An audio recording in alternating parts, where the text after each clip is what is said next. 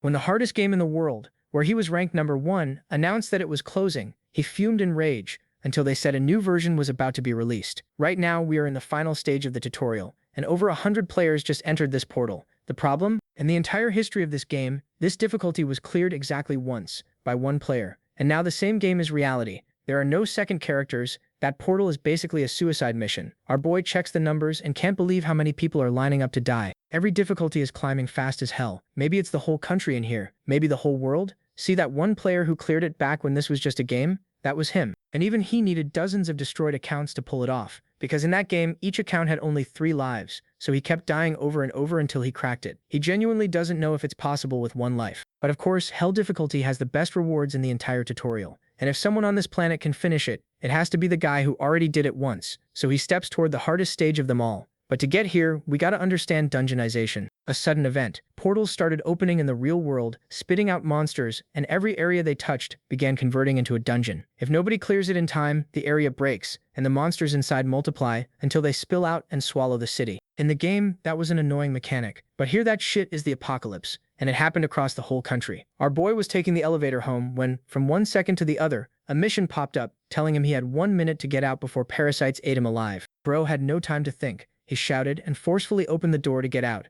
Completely out of breath, he noticed that strangely the roaches stayed inside. That was his first time seeing anything game-related in the real world. He thought it was some withdrawal, since the game had closed and he hadn't played in the past week. Well, he still made it out with 13 seconds left. Reward, 1 longsword. He barely gets to hold it before he hears something to his side that hits him so hard his health bar goes into the red zone. He face plants like trash and tries to get up, already exhausted. This little gremlin takes a deep breath and tries to send a roar. But then bro notices he was a tiny little green Hasbula with a hammer. Wait, cause like a mamacita, he's short and fierce and almost hits him again. He tries to run away, but is hit with a restricted area panel. He had to finish the tutorial. Hasbula throws the hammer that sinks into the wall, when suddenly our boy starts to get some rewards from the past count he had in version 1 of this game. His body calms down, and all of a sudden Hasbula seemed even smaller and weaker, almost cute. So he gets the sword ready, and the moment the little gremlin comes jumping, he plunges the sword through the monster's torso. Damn, what violence. But then green Hasbulas start spawning around. Now he understood that this was way easier than he thought,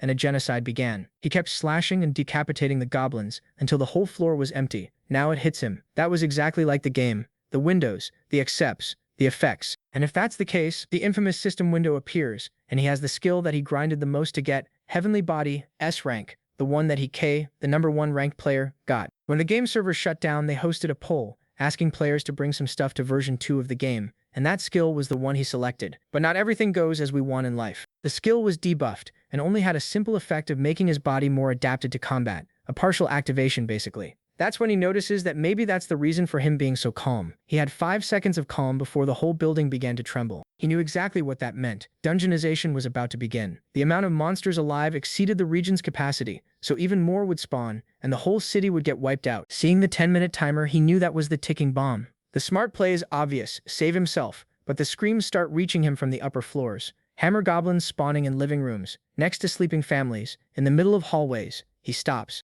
Imagines the massacre he'd be leaving behind. Then he remembers he's the number 1 ranker. There's only one way to stop people from dying. Clear the dungeon. So he changed plans. If this works like the tutorial, the boss hates light, which means it's hiding at the lowest point of the building. After cleaning that first wave, a portal had appeared and he ignored it. But now he's sure that this is the path. That takes him straight to the underground parking lot. Down there he spots the boss immediately. A green giant standing between him and the portal. But our boy knows something nobody else does. There's a bug in this exact fight. Right before the area fully converts, the boss freezes for a moment. Every veteran used it to farm easy levels. The moment a monster is dragged to Earth from the other world, it goes through a 1-minute shortness of breath, its body struggling to adjust to the new reality. In that window, they're nearly defenseless, so he waits. Timer ticking down, goblins pouring through the portal, but he's waiting for the exact second the giant locks up. When the clock hits 1 minute, and the boss wakes up, the negative status instantly affects it. Bro rushes from behind the pillar like a madman, activating the now F-rank skill Calmness. He gets on top of a car to avoid being hit by the Hasbolas, and the moment the boss tries to swing at him, he easily dodges due to the freeze debuff. With it, the monster left an opening, and he approaches, cleaving the creature's head with ease. My boy wasn't the rank 1 for no reason, but things outside were much worse, because if the game was already brutal for players to adjust, reality was worse. The whole country fell into complete chaos in an instant, and some people watching the news were sure it was fake, some kind of joke. Like this absurdly thick idol named Choi Hana, Only in manhwa do idols look like that. Real-life idols weigh less than this girl's left thigh. Sorry, got distracted. Korea's biggest star. Movies, shows, sold out everything. The national image of sweetness. Her whole team is calling the monster footage CGI, while she's watching some influencer walk up to a lizard man on a live stream and almost get his face eaten off. She jumps out of her chair. She recognizes it instantly. That's a dungeon break. Because Hannah is hiding a secret. In the old servers there were 12 rankers, the ones treated as gods, and one of them was a middle-aged gunslinger famous for insane accuracy and fearless gunplay. That account was hers. Using a voice changer and being a game addict, she climbed to the top without people knowing. Her manager takes her phone away mid-argument about this being all fake news. She tried to talk about this looking like a game, which only made him more furious. He had said hundreds of times for her to focus on her career and stop playing games all day. But then that earthquake rips through the building and throws them both to the floor. Everyone falls, and the guys ask if she's fine. Instead of panicking, she snatches the phone back, and that's when she sees the online rumors about the game being back were real. As she clicks log in, the system tells her if she wants to receive her reward from Season 1, Magic Revolver. She screams yes, and the item materializes in her hands. But there's no time to enjoy it, because a portal opens right in front of them. Her manager tries to warn her, but Hana is already on her feet, watching as something steps out, a ghoul. She plants herself in place and decides it's time to show her manager how to drop one ugly monster with a single shot. Except the shot comes out weak and everyone just stands there, even the monster waiting for something to happen. After a beat, Hana starts yelling at the system, only to find out the sink still isn't finished. She can't keep cursing at it though, because now she has to stay alive, dodging the ghoul's attacks while still complaining the whole time. Finally, the sink is complete. Now she can finish what she started, pulling the trigger and firing a strong blast of energy that pierces straight through the monster. Her manager is left frozen like a scared rabbit, and Hana notices, so she tells him to keep running because she has things to do. She needs to find the one person who knows everything about the game, Kay, and Kay is still in the underground parking lot, right after cutting off the goblin boss's head and stopping the dungeon's transformation. The monsters start to disappear. Still, Kay notices the blood and damage are all still there. The building is safe for now. He heads back to the portal where his next mission appears, the tutorial, the labyrinth of choices, where he has to clear every path given to him. Kaya realizes this is only the beginning, so he decides to break the tutorial again, and he gets sent into the original Dreamside tutorial, which not only looks great, but feels insanely real. Kay can't help praising it when portals of different colors suddenly surround him, forming the labyrinth of choices. Each portal has a different difficulty, with rewards that match how hard it is. For Kay, the best move is to pick Infernal from the start. The problem is, the game really means Infernal. It's basically impossible. Players complained about it forever and only one person ever beat it. Kay himself, though he remembers burning through a lot of accounts to do it. Now he only has one life.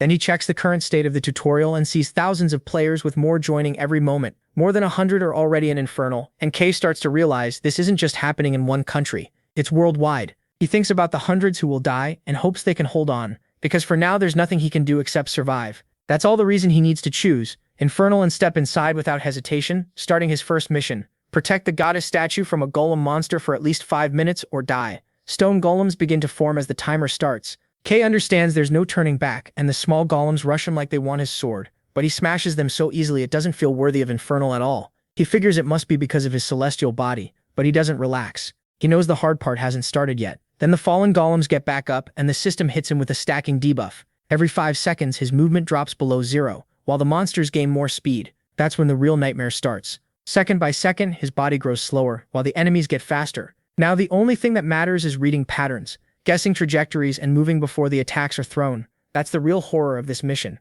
and it's only the start. He hangs on somehow until 3 minutes pass, and then comes the reason he risks so much. The hidden mission unlocks, and with 2 minutes left, the broken pieces of the golems he destroyed start joining together, stone after stone, until a giant golem rises and shakes the whole area with its roar. It attacks at once, and Kay barely dodges before getting crushed. He knows he only made it this far because he has a skill no other tutorial gives.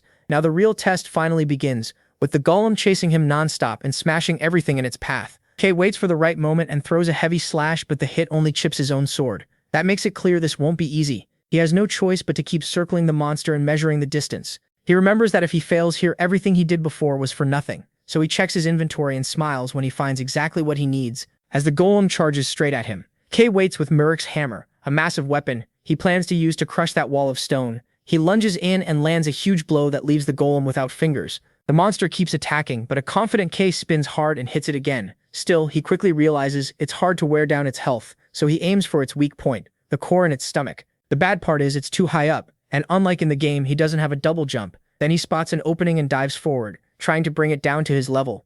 He slips past it, then with a hard turn smashes the golem's leg. That sends it falling backward right into range of a crushing hit. He destroys the core into pieces and finishes the golem, clearing the tutorial level. He does it with only 37 seconds left. With that done, he gives his huge hammer a quick thanks. Then he sees his stats rise to rank A, gaining enough experience to activate the skill Ryan. He's excited about the rewards but knows this is only the start. His plan is to clear every tutorial scenario just like in the game. Sometime later, he's surrounded by destroyed slimes. He gets more excited because it keeps getting easier, and he's ready to keep hunting slime monsters. He throws his knife and catches exactly what he was looking for, a kind of dark energy he can track. Thanks to Ryan, his new skill that lets him see the flow of mana. With that, he clears the second scenario and unlocks the hidden mission. Then a presence appears as a huge demon woman named Naiden. She's sure that now she's been awakened, Kay has only one fate, and because he was wise enough to summon her, she'll gladly grant him death. But he doesn't even let her finish. Kay finishes, and the next thing she sees is a stream of energy cutting through her body from top to bottom.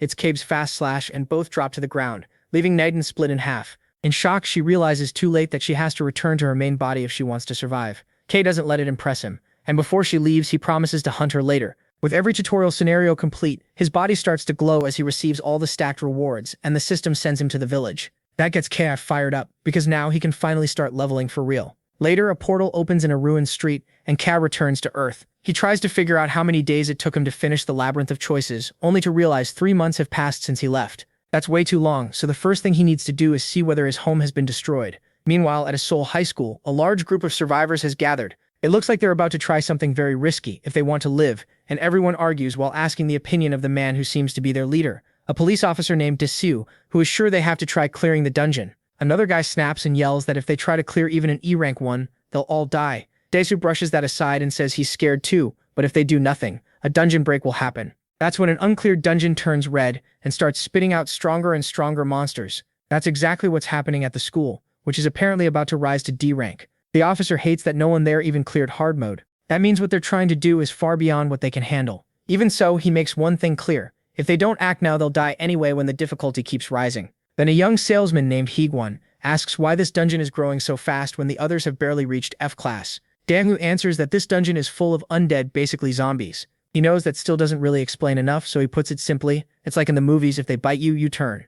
Even if you're already dead, which is what caused the first dungeon break when it was still a lower rank. That left a lot of students trapped inside the classrooms with no real way to survive. So he tells them they've already lost too much family, lovers, and friends and urges them to fight for the people still alive. To protect that changed world, he asks them to follow him into the dungeon, and the whole group rushes forward. Dedosu knows dungeons are no longer just disasters, now they're trials people have to clear. Even if this move is reckless, they have to finish it if they want to live. He hates sending weak rookies in, but he still places all his hope in their best player, Hana, who shouts to fire everyone up as they move in. Meanwhile, at the apartments, not a single old person, woman, or child is left alive. Kei shows respect by closing the eyes of a corpse, frustrated that he still hasn't found anyone alive. So he keeps going until he reaches a red gate, explaining that this is the hard level. Blue is easier, green is normal, and red is basically the last step before black, a full dungeon break. This one has only 24 hours left. Seeing a recent campfire nearby, he thinks someone here might still be able to help before the break. But then the hours start dropping like seconds, which terrifies Ki, because that can only mean it's about to release an even bigger, stronger wave of monsters,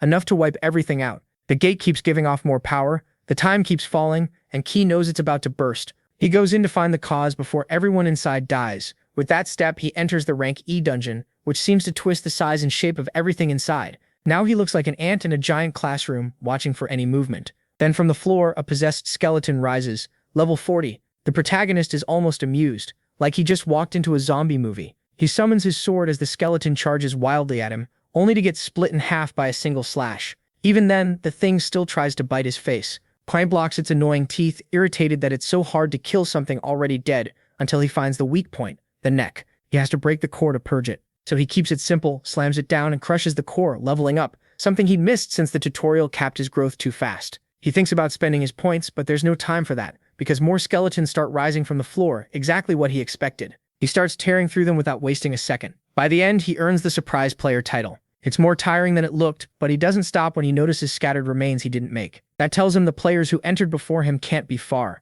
so he focuses on finding them. At the same time, Desu and the others run after a huge explosion and barely make it to cover. Not everyone is that lucky though. Some get surrounded by skeletons and are left completely helpless. The officer manages to hide, exhausted and confused about how it all went wrong. An hour earlier, they had been moving through the dungeon normally, taking out skeletons without much trouble. It was even easy for the weaker ones, and when one rookie got too cocky and nearly lost his head, Hana saved him with a perfect shot, then scolded him for being careless. That only makes Daesu trust her more as his best chance to keep this from turning into a massacre. But everything changes in 1 second, when a brutal explosion throws them through the air. Dazed on the floor, Daesu orders everyone to spread out so they won't be an easy target. Then he spots a masked pair far too strong for a dungeon of that level, and realizes they aren't monsters, they're players hunting them. The only choice left is to run.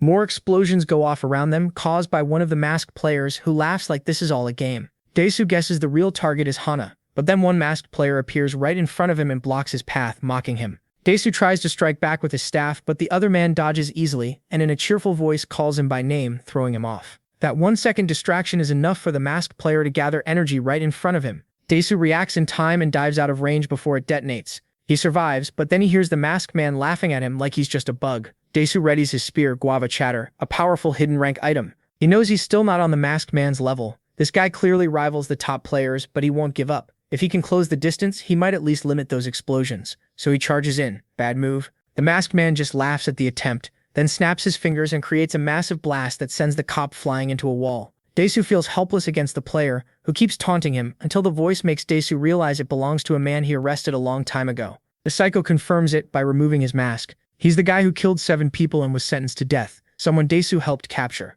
Shocked and too weak to move, Daesu can only curse the system for turning him into a player and hope at least some of his team survives. But Don tells him his men have probably already finished off the rest and promises to do the same to him as he lifts his foot to crush him. Right then, a huge explosion races into the area, leaving Daesu confused while Don quickly puts his mask back on. The protagonist arrives glad to find someone still alive, but he notices the strange mask on the man standing there and assumes they were fighting each other. Daesu tries to warn him, but the protagonist runs in right away. Don smiles, sorry for him but not willing to let any interference slide, and snaps his fingers, setting off a huge blast that engulfs the whole area. Daesu can only despair, thinking he's about to watch another person die to someone this strong. Kei stays calm, guessing the mask is connected to what's been happening in the dungeon. But after clearing the tutorial's maze of choices, this guy shouldn't be able to do much to him. Don tries to blow him up again, but Kei dodges easily. As he keeps slipping past the blasts, he figures out what he's dealing with. A PK, one of the red players who attack others to raise their stats. In a game where everyone only has 3 lives, they're considered the worst beings of all. That alone is bad enough, but what really angers him is seeing the bodies on the floor. They weren't killed by monsters. Now he knows exactly what he's facing. Don tells Kei that if he walks away, he'll stop attacking. It sounds a little too good for someone like him, and Kei doesn't buy it. Daesu tries to warn him not to trust a known serial killer, a name Kei has already heard on the news. But after seeing what he's done in here, Kei doesn't need a file to decide he won't let him leave alive. Then he senses something strange, and without hesitation crushes a masked player who was hidden with camouflage thanks to Rowan. Right after that, he throws a dagger straight at the other hidden player, admitting the plan wasn't bad, but power like that always comes with a cost, and now he's going to show them. In a blink, he appears in front of the masked man, who tries to stop him, but Case has already seen enough of his cruelty, so he makes it clear he'll show none in return. Don has no choice and releases all his power, forcing Kei to step back for the first time. Even so, Kei only moved to grab his dagger back, ready to keep dodging the explosions until he can get close and land a devastating slash that leaves the killer dying, his life pouring out. Yahello drains away as his life finally ends. Then the system gives Kei a huge amount of points, and he's shocked. If the system already counts those killers as monsters, then they must have murdered plenty of players, so he feels no guilt at all. When he gets the item Dungeon Herb, he realizes there's another valuable item here, so he needs to hurry. First he checks on Dasu, who thanks him for saving him and for killing the man who murdered his sister. Kei brushes it off as something that had to be done. But Dasu asks one more favor. His group got scattered by those masked players who were apparently escaped prisoners. They killed at least 10 of his people, but their main goal seems to be taking out the sniper Clark. That name leaves Kei stunned when he learns the target is that old ranker. So the two keep moving through the huge auditorium, carrying some corpses on their backs, while Kei is still surprised that the famous gunslinger is a woman. Dasu doesn't care about that part. They're talking about the idol herself, Hana. Kei can't believe an idol made it into the top 12 under the name Clark, the most skilled shooter in the whole game. He even thinks Hana gave her avatar a ton of style, maybe a little too much since it looks so different. Dasu is focused on something else. He realizes the plan really worked. That's why they're carrying bodies on their backs. The corpses keep the mobs from reacting. All thanks to that protection skill the prisoners had. It apparently can't be removed and stays active even 24 hours after death, which is creepy but useful. They move through a bloody path full of bodies, but what truly worries them is the system warning that only 3 hours remain before the break. That confirms Kaim's suspicion. Someone is speeding it up. Most likely they're using dungeon water to wear down the dungeon's internal timer and force a flower to appear. This isn't something some amateur would do, since dungeon water is hard to get in a low-ranked dungeon. The answer is obvious. Someone experienced is pulling the strings, because a bunch of prisoners couldn't manage a supply like that on their own. It seriously unsettles him, because he knows something big is coming, and he can only hope Hana is still alive. At that exact moment, she's still fighting for her life, dodging a giant sword that nearly cuts her in two. Before she can breathe, a rain of arrows comes down on her. She jumps away fast to escape, though acrobatics clearly aren't her thing, and the landing hurts. What really annoys her, though, is having to deal with both a huge monster and a bunch of prisoners who won't stop getting in the way. Especially because this isn't just any giant. It's the dungeon boss, the Death Knight Von Dishi, and Hana can tell at once he's powerful, but definitely clumsy, with basic swordplay and slow moves. For a long-range shooter like Hana, dodging him should be easy. And it is. She slips past his attacks without much trouble. The real problem starts whenever she finds a clear shot, because the archers ruin it every time. So all she can do now is stay under cover, annoyed that they dare shoot at someone as pretty as her. Even so, she still can't figure out why the knight ignores the prisoners. Maybe they have some kind of immunity, since they're clearly human and they're hunting her. Unlike them, she still hesitates to kill another person. Her morals are holding her back. Still, she forces herself to remember this isn't a game anymore, and if she wants to live, she has no choice. She shuts her eyes for a moment, tracing the direction the arrows came from. Certain there's a leader right ahead, she darts out from cover in an instant and pulls the trigger. The shot flies true and hits the masked man right in the head. That only makes the others attack harder, sending another wave of arrows at her. She has to dodge both those and the giant swings, trying to get back into cover while realizing she's close to collapsing from exhaustion. What makes it worse is that just dodging him is draining her health. This game feels way too real. And then a notice pops up. Only 3 hours remain before the rupture. She doesn't understand why the time is dropping so fast, but there's no chance to think about it. The knight finds her again, and all she can do is run, sure that at her current level she can't beat him. With the dungeon falling apart faster and faster, her only choice is to keep running until she's had enough, turns around and faces him head-on. She fires, and the hit stuns the knight for 5 seconds. That's just enough time to activate Blood Bullet, creating a huge orb above her packed with trembling energy. But the monster wakes up sooner than it should and charges again. Hana barely avoids it, pouring the last of her strength into the rifle. Her body is at its limit. It all comes down to one shot at the core, then a voice cuts in and breaks her focus. She gets thrown through the air, too drained to steady herself. As she falls, she thinks this is the end and can only accept it, but someone rushes in at full speed, just as the knight lifts its sword to split her in two. The blow crashes into a shield, and Kei appears at the last second, catching her mid-air and taking the hit. Hana is still trying to process it. She's not shocked to see him. She's shocked because she knows who he is. Once they land, Kei quickly checks if she's okay, and she is, but she's more interested in asking who the hell he is. She doesn't get the chance, because the demonic knight lets out a roar that shakes the air and starts evolving. It releases a brutal wave of energy, and Hana can barely stay on her feet. This isn't the same enemy anymore. Now they're facing a D-class boss, Lord Demon Bonichi. As it keeps growing, Hana sees the perfect chance to run, and Desu arrives just in time to see the disaster unfolding. Hana insists they can't win, so the smart move is to get out. But when no arrows fall, she realizes the prisoners are probably blocking the exit. That means they'll have to fight. But if she has to choose, she'd rather face criminals than something that already feels impossible. The problem is, Kekuli doesn't look like he's planning to retreat. He walks toward the monster, and Hana tries to stop him. She tells him that with his gear he has no chance. He admits that little sword is wrecked, and says he'll need another weapon, which only makes her more frustrated. Ignoring most of what she says, he asks Dasu for his weapon. The officer hesitates for a second. It's level 80 gear, not something just anyone can use. But the moment Kekuli grabs it, he recognizes it right away. The Wave Hunter's sword. It isn't supposed to show its true power without the required level. Yet in his hands, the sealed skill awakens waves. Hana is stunned. She can't understand how he's strong enough to break the seal. Then she remembers the skills he used to save her, and it clicks. He's no ordinary player. He's a high-level one. And now he's ready to hunt. As the monster stirs, Kekuli moves in without warning, while Hana watches his next move. He starts his charge the moment the demon attacks. Kekuli blocks it and notices it's still using the same old patterns. So he activates Wave Spear, stirring waters,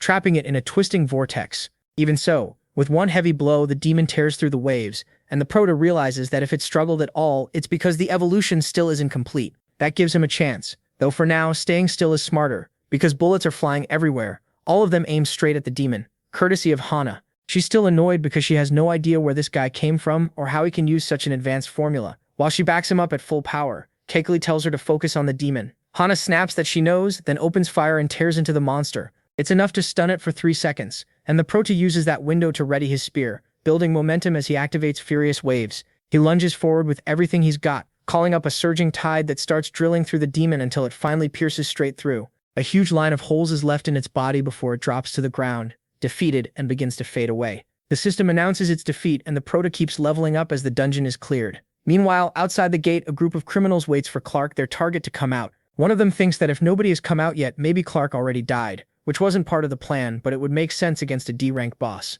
Their leader decides to head back and report, then suddenly stops when one of his men makes a scene and points at the portal, where a notice says the dungeon has been cleared, blocking monster access. They think that's impossible until another message reaches them, and then they understand. Kel is there. At that same moment, Kegli overhears them talking about him, but he doesn't care. Right now, all he cares about is returning the weapon to Daisu. Then Hana walks up with stars in her eyes and asks him straight out if he's Kei, staring at him with open admiration. The Proto is almost proud of being famous, but before he can answer, Daisu cuts in and says no. His main reason is simple. Kekli is supposedly still inside the labyrinth of opportunities, and even if he had gotten out, showing up right at a dungeon rupture would be way too much of a coincidence.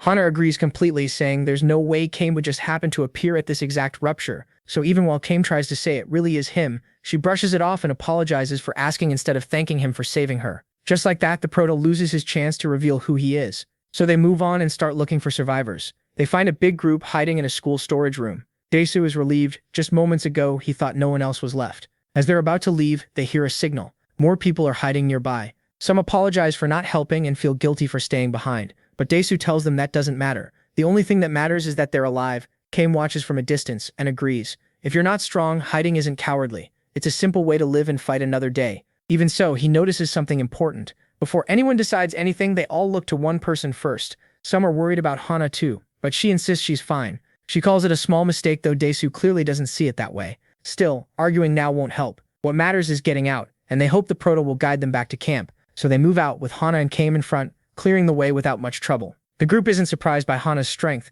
but the newcomer shocks them. Daisu promises to explain everything later, once they're safe. They eventually reach Banju Station, which surprises the Proto. He can't tell if they picked it on purpose, but the monsters that escape the dungeon hate tight spaces, so the station works as a natural shelter. They head through the corridors until they reach camp, and the moment they arrive, the tension breaks. Women, kids, and elderly people rush toward the officer, crying in relief when they see them return. Among them, an old man steps up and asks Daisu to rest and eat something. Seeing that, Kame sits down too. Even if the fight didn't wear him out physically, the deaths and killings there were real, and mentally he's in bad shape, so much that he almost falls asleep. He jerks awake at once, wipes the drool away, refuses to rest, and decides to check the boss rewards instead. One is the Sword of Resentment, Bonde, which draws power from the feelings of those killed unfairly and comes with the skill Extra Guller. You can tell it's amazing, but even with all his saved points, he still isn't high enough level to use it. He needs to reach level 120 first. Still, since Daisu can use Wave Hunter, he figures a weaker version might be usable.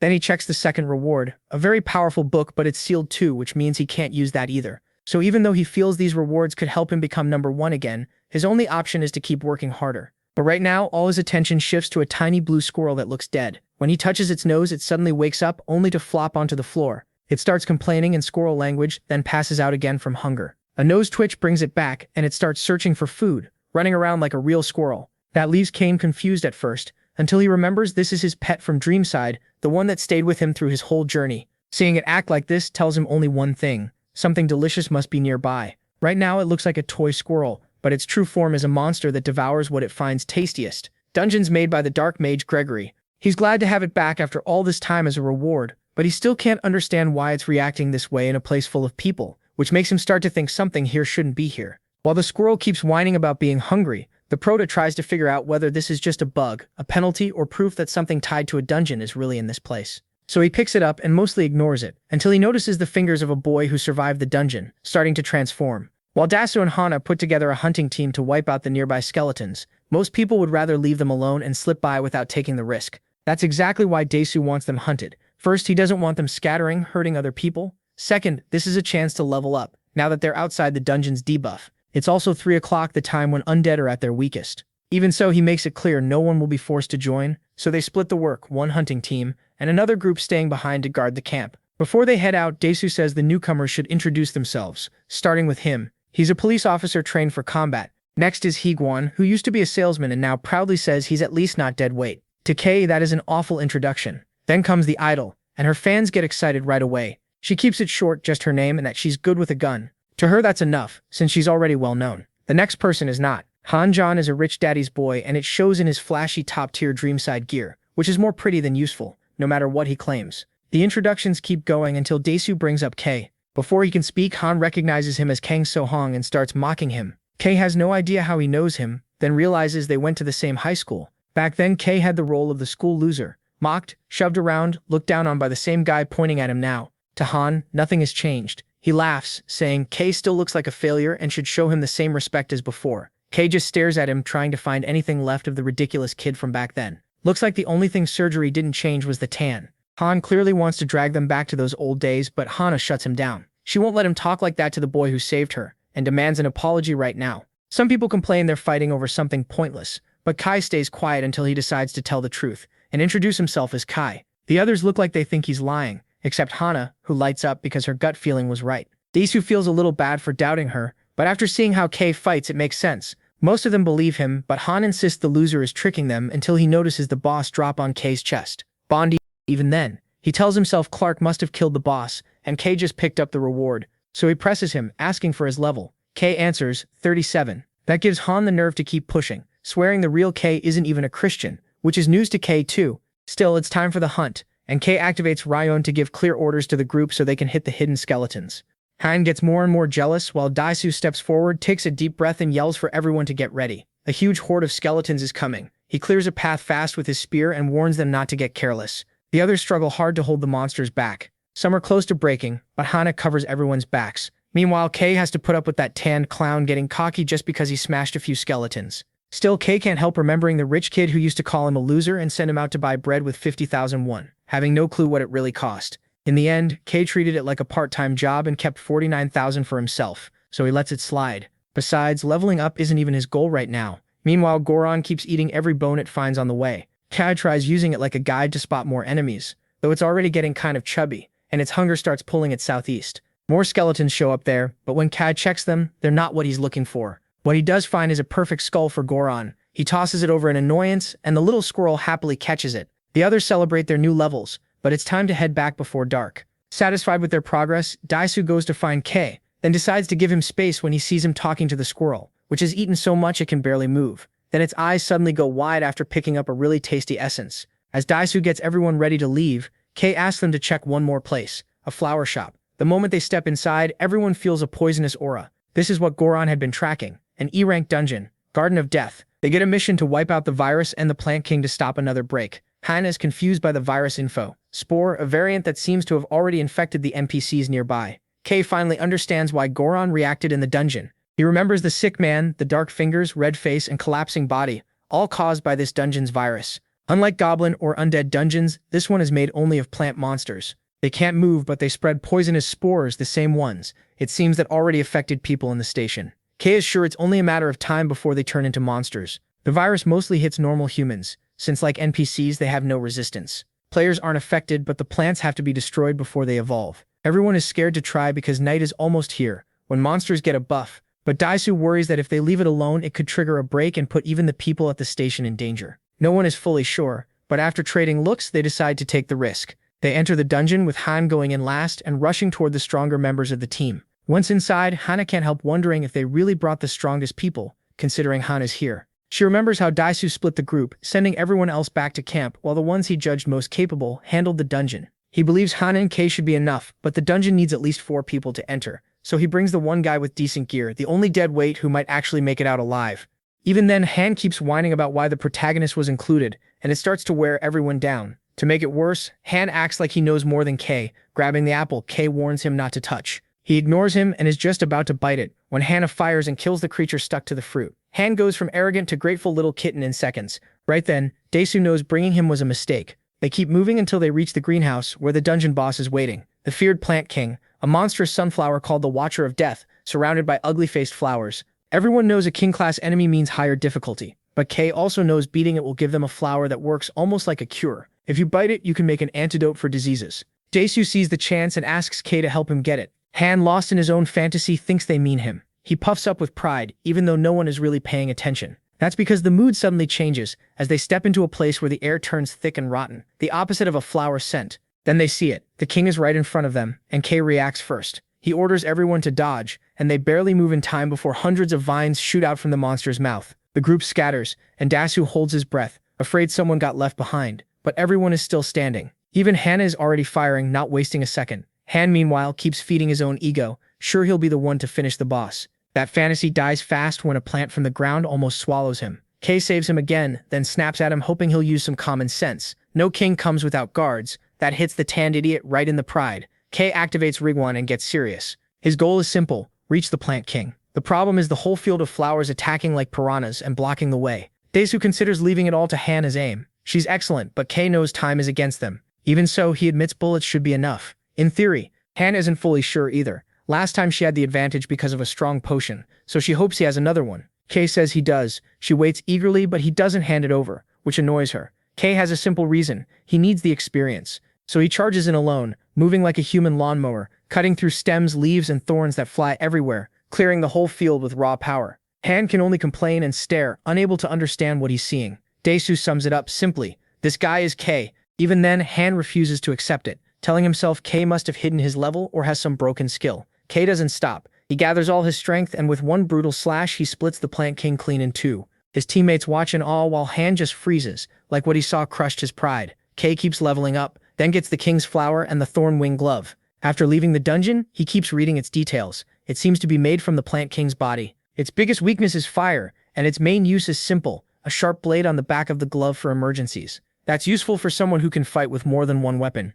Now that he has all the items and skills from the tutorial, he starts thinking it'll soon be easy to clear the D-rank dungeon. And even though Han is still struggling to believe he's really Kay, the shock should keep him quiet for a while. As they head back, Hana raises her rifle and tells everyone to stop when she spots something right ahead. What they find looks like the aftermath of a brutal fight. Goshu starts searching the area, hoping maybe someone made it out alive. He's worried something happened at the camp, so the whole group runs straight to the facility. At first, it seems completely deserted, until Kay spots footprints that make no sense at all. They go back and forth like the people who made them were walking in circles. Daishu calls out for anyone still alive, but no one answers. Kay figures this has to be tied to the original dungeon, and Hana can't understand how, since they already destroyed what was spreading the virus. This time, Kay has no answer. Then, in the distance, they hear a scream and rush toward it. There, they find a survivor pinned under the rubble. After pulling him free, Kay tries using a healing potion, but the wounds are too severe. His nerves are completely destroyed, and only a resurrection potion could save him now, which they don't have. Even so, Kay gives him one to ease the pain,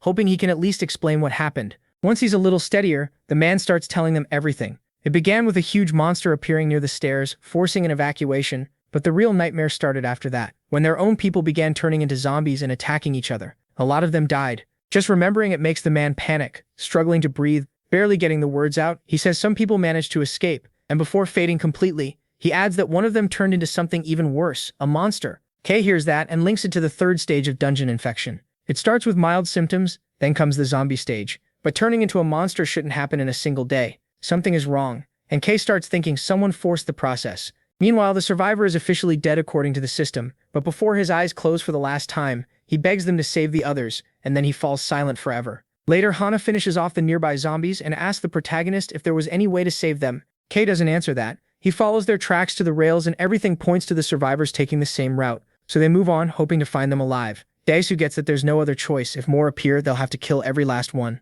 Kay handles that without much trouble. They keep following the tracks until they reach a station the protagonist didn't even know existed. Someone explains that it's a ghost station, part of a line cancelled years ago, basically a forgotten place. There, they find more strange traces, and Daesu says they probably know where this is heading, though he warns everyone to be ready to run if things go bad. As they move through a tunnel so dark they can barely see, Kay senses something deeper inside. He takes the lead, raises his sword, and charges at full speed when he sees skeletal hands reaching out. His strike lands, forcing the monster back as it starts to come out of the darkness. With the protagonist in front, Daesu moves behind him and gets the rear guard ready in case a whole horde shows up. Then everyone freezes when they recognize the clothes of one of their friends. Kay immediately warns them not to let their guard down. There's nothing human left in her now. She's just another monster, and that's the worst part of the virus. It turns friends into enemies. He saw this happen in the game and plenty of players died because of it. But this isn't a game, so he decides to end it fast and spare her any suffering. The creature lunges at him and his first stab bounces off its hardened arm, its strongest defense. This time though, he doesn't back away. He blocks the next hit, spins cleanly, and slices off the weaker arms. The creature answers with a disgusting attack, whipping out a stretchy arm from its mouth like a lash. Daesu tries to step in, but Kay stops him. An enemy like this is too much for him. So Kay moves fast, jumps over the monster, and maneuvers into place searching for the core. He finds it in the neck, drops down with the blade ready, and finishes the fight without hesitation in one clean slash. The body hits the ground, and Kei realizes that in this form it had the strength of a lower D-class boss. If they keep leveling this fast, soon he'll handle threats like that with ease. Even so, he knows that even at level 100 they'd still be below far stronger players. Sooner or later they'll have to face them, just not now. Then Daeso warns that something is coming, a massive horde of mutated humans rushing toward them. That almost scares Daeso out of his mind, but Kei knows what they are. Third-generation dungeon soldiers called the Greedy Ones, mutated humans. In a situation like this, he'd rather just think of them as monsters. Still, Hana doesn't waste time on labels, because enemies are dropping from above, crawling up from below, and moving through every part of the tunnel, leaving them completely surrounded. Daeso starts wondering if they can really make it to the ghost station, but Kei doesn't stop to think about it much. He's ready to fight, so everyone draws their weapons.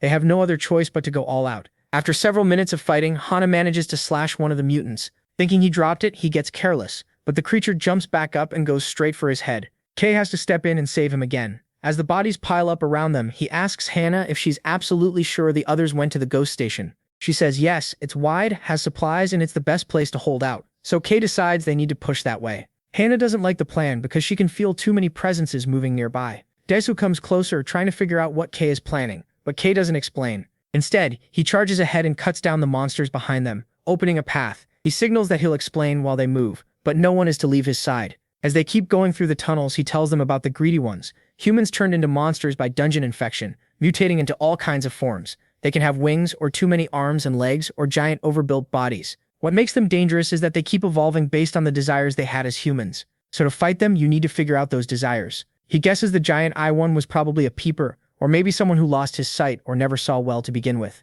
Either way, what matters now is killing the huge eye. When it attacks, Kei easily dodges by leaping aside, then flashes it with a skill, leaving it completely blind. He comes down with his sword aimed straight at the eye, making it clear that these monsters are only weak at the point tied to their desire. The problem is, he puts so much force into the hit that he ends up shattering his sword. Daesu offers his spear, but Kei has other weapons and doesn't think the officer should be left unarmed, something Daesu had completely forgotten. So Kei takes the chance to test the Kakashi gloves. They don't reach as far as a sword, but they still hit hard. He jumps back into the fight, grabs a monster, slams it into the wall, and crushes its face in one punch. It's clearly a powerful weapon. That leaves Daeso shaken, not because of the strength, but because the monster's clothes make him realize that less than a day ago, it was just a kind 10-year-old boy. He can only hope they aren't aware anymore. Even so, they keep moving. The protagonist activates Riwan, then stops to warn his teammates that they're entering the territory of the thing he mentioned before, an activator, a level 3.5 or 4 dungeon soldier, strong enough to scare even the monsters that were following them.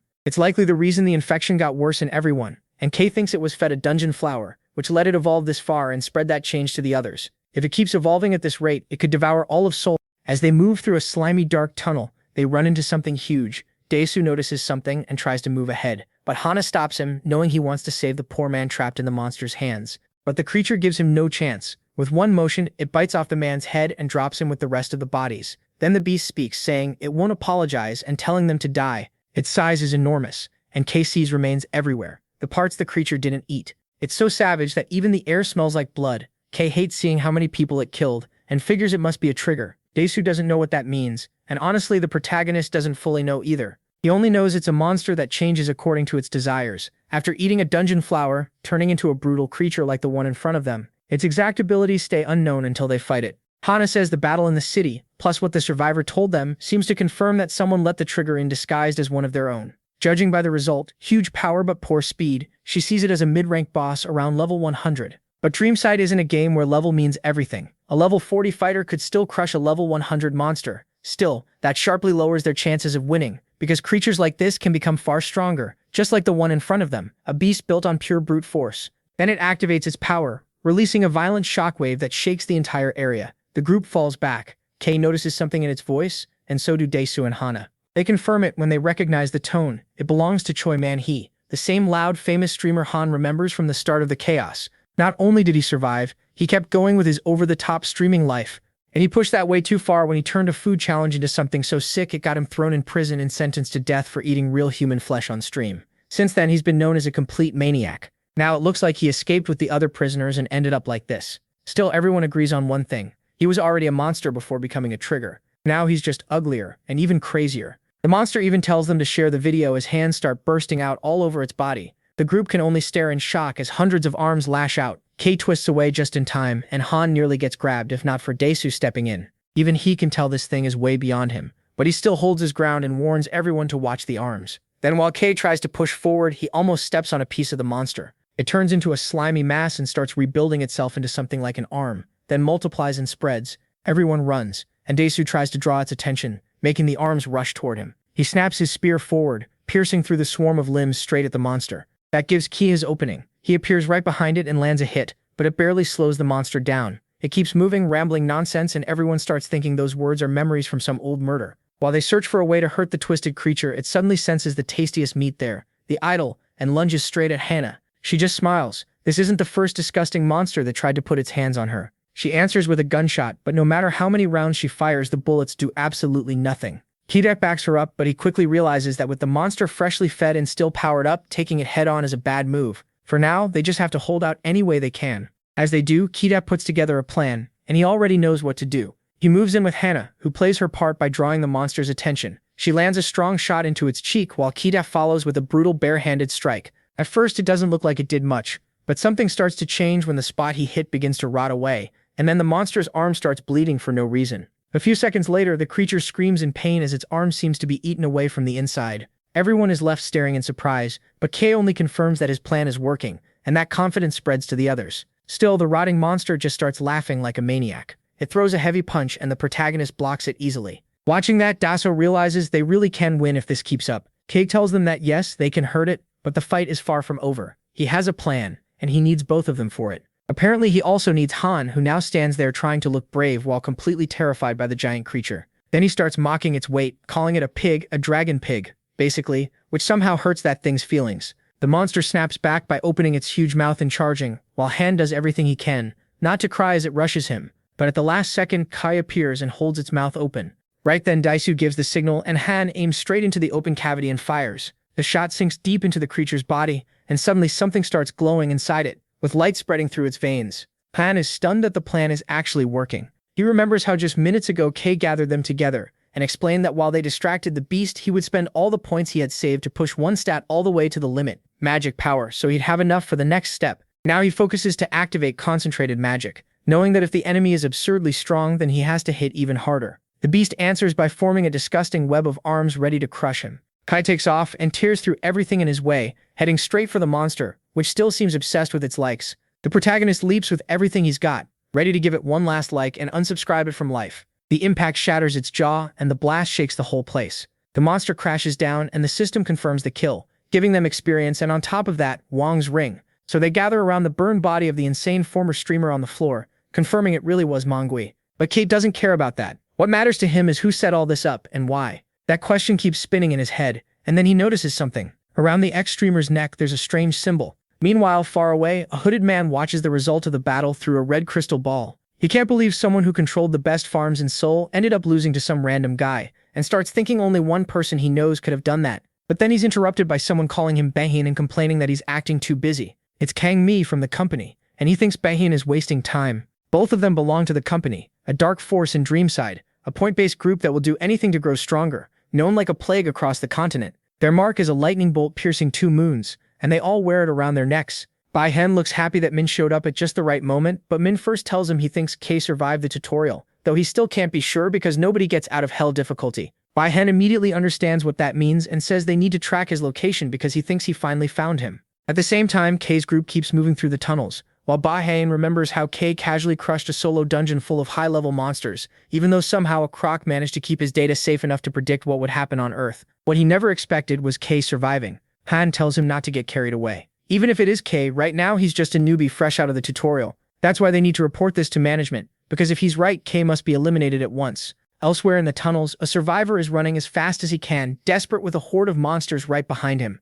Not only do they never get tired, there are even more of them than before. He fears he'll die before he ever finds Daesu. Then in panic, he spots a light at the end of the tunnel. It makes no sense, there's no power in the city, so a full train shouldn't be running, especially not in a ghost station. He doesn't trust it, but whatever is chasing him gives him no time to think. So without stopping to question it, he sprints for the light, which clearly feels like something tied to the system. He gets inside just as the doors slam shut, and the monsters crash into the metal, some of them clinging to the train as it starts moving. For a second, Heegwon thinks he got lucky, and hopes it will take him to the detective station. Then the system crushes that hope when it announces his arrival in the D-class themed dungeon, Ghost Train. The rule is simple: an attendant checks the passenger's ticket, and anyone without one dies. Meanwhile, Key keeps going toward the station, and Han finally accepts that this really is Key. He even remembers how much of a fanboy he became when he saw him finish that monster with one punch. He's so overexcited, it almost looks like he's starting to fall for him, with such a weird expression that it makes Hana uncomfortable. Daeso meanwhile starts losing hope and thinks it's already too late to find more survivors.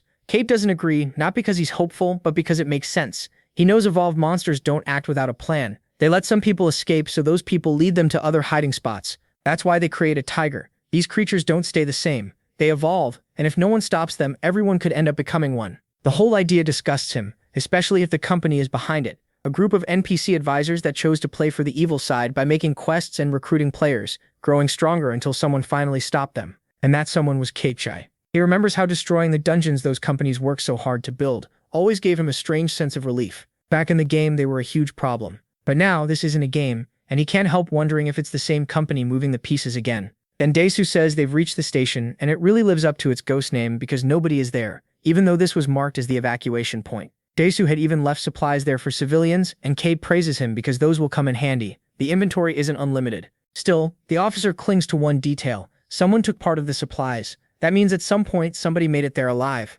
Kai, however, is stuck on something else. He doesn't get why more people didn't become players, even just for the chance to enter the tutorial and fight for themselves. Hana explains the truth. Without internet, there's no link, and only people with special terminals like her watch can interact with the system. Even then, it's only certain functions and only if they're already players, so it isn't simple. No one can become a player unless they go to the Ark. Kai doesn't know what that is, and Hana explains that she's been there a couple of times. It's the last military base left in Seoul, and apparently the only place that still has power. Meanwhile, at the station entrance, a pile of dead monsters lies at the feet of a strange group of players, apparently sent by Beihin. They're led by Byung from Team Fureno 3 of the company, and they notice a train arriving and announcing its next stop. It's the same one Higuan boarded, which isn't supposed to be there. One of the underlings suggests getting on it to move faster and intercept their targets, but Byung makes it clear that if they board, they'll die. He knows that dungeon well, and even as a D-Class 1, it's too much for them. Byung remembers that he only works there because he wants to stay alive, and though his subordinates want to force the mission, their leader makes it clear they are not getting on. Most likely, the goblins will deal with the targets. Back with the protagonist, he notices how biblical the name of Seoul's last base sounds. Apparently that's where Hana and the group were really planning to go to use their terminals, so they decide to change course. The protagonist thinks it's a good idea since the survivors may have gone there too. With Daesu and Han ready to keep searching, Kei is about to move, then suddenly stops when he feels a tickle on his... Then Kei feels a twitch in his pocket. Goron picked up something nearby. To him, it smells like food. He starts tracking it through the station, pointing them in one direction. Kei looks that way and feels a huge wave of energy coming from one exact spot. That tells him right away they're not alone. With Goron leading by scent, he guides Kei by the hair like it's Ratatouille. Hana figures whoever this is must be running from something, and Daesu worries they may have left someone behind. But Kei tells them to keep moving. If they can hear footsteps that clearly, it means they're human. So this isn't just some lost survivor. As they push forward, Cape gets a bad feeling. This path looks like a trap. Even so, they keep going and reach an empty station. Han starts to complain, but before he can finish, an arrow cuts through the air straight at his face. Cabe catches it at the last second. Han freezes, then thanks him with tears in his eyes while Cabe drops the arrow. He looks around, confused about when the place got filled with smoke. It's so thick he can barely make out shapes, but those silhouettes are the ones firing. Arrows start coming from every side, and the group has to dodge carefully. Daesu manages too, barely, and one heads right for Hana, making everyone tense up until she fires and blows the arrow apart mid-air. That makes it clear she can handle herself. Hana locks eyes with Ki, and without a word he rushes ahead through the storm of shots, dodging on pure instinct until he finds where they're coming from. Kaiki reaches it first, throwing a brutal punch that clears the smoke in one blast and reveals the attacker a kobold. Kaiki first thinks it's a dungeon break, but then another idea hits him, so he tells Hana not to shoot too late, because she already pulled the trigger. Luckily, she shifts the shot at the last second so it only hits the arm, not knowing why he stopped her. Still, Hana trusts that if Kaiki said it, he had a reason. He quickly explains that this ugly little guy isn't a monster, he's a person, just like the many kobolds surrounding them. Right then, a more scholarly-looking little creature shows up, shocked that they aren't workers. Everyone is stunned because that thing can talk. It steps forward and introduces itself as Shin Hyu, saying in a strange accent that they aren't monsters. Daisu leans over and whispers to Kei that something that ugly still looks like a monster to him, so Kei uses a simple test. He checks the color of their names in the system. No real monster can have a white name, so he's sure they're all players.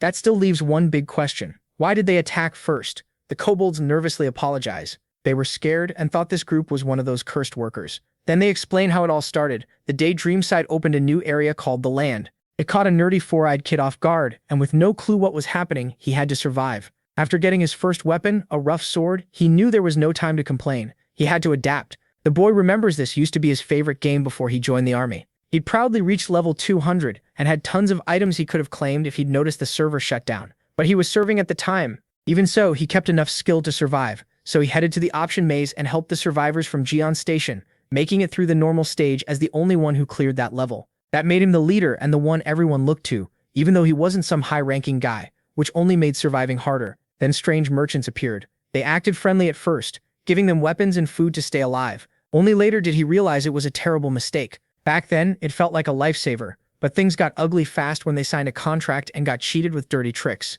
Everyone remembers the food was drugged, and when they couldn't pay it back, the collectors took their bodies. The memory still makes them furious. Their bodies were stolen, and their souls were trapped inside kobolds. But that was only the start, because the collectors kept coming every week for interest, taking the only thing left, their memories. Now Kay understands why some of them can't even talk anymore. He asks if anyone besides collectors ever came through here, hoping his people didn't hurt them. He also wants to know how much interest they're being charged. Before they can answer, the collectors show up, a group of goblin-like creatures. Everyone hides at once, and Hana looks at Kay and sees something is really bothering him. He doesn't deny it. After hearing all that, he's furious, but he's confused too. In theory, they should all owe the same amount, yet they're not all in the same state. Some kobolds can't talk at all, while others still remember things. Hana starts putting it together and Kay finishes the thought. Unlike their leader Shine, who's 23, the ones who've lost almost all their memories are probably children. That explains why Shin is so desperate. He knows that every payment takes more of them away until nothing is left, just empty monsters. Hana grits her teeth as she watches the collectors move through the smoke, searching for the small debtors.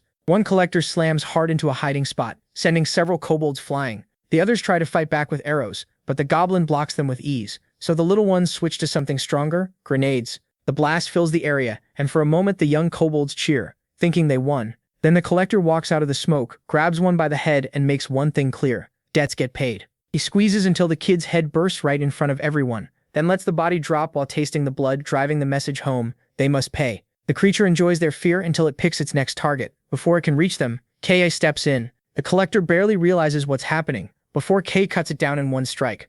Another appears behind him, but a quick flash takes that head off too. Jacob gives a quick thanks, then looks toward another collector, recognizing it as a level 80 goblin who technically counts as human. It tells him to stay out of its business, but Kay sees nothing in it that deserves to be called human. He moves fast and slams it hard into the ground. Lying there, the goblin begs for mercy, saying it only followed its brother. Kay doesn't care and hurls debris straight into its face, because he knows a creature at that rank had to kill and eat its own parents. Someone like that gets no pity. Then another attack comes. Kay blocks it and realizes he may have found his new hate pyros. He activates Ryan to check the enemy's energy, and once he sees it, he knows what to do. He tells the others to get back while he builds speed and charges the monster, fist ready. Using all that momentum, he goes straight for the monster's face. It waits way too confident, never seeing Kay at the last second release his blade and drive it right into its head, killing it on the spot and even gaining a level. The contract drops to the floor and Kay picks it up to read it. By the first 2 lines, it's already wildly illegal, so he figures they were tricked by some kind of skill. Even so, he hates that they went along with it. The others finally regroup after killing the rest of the monsters there.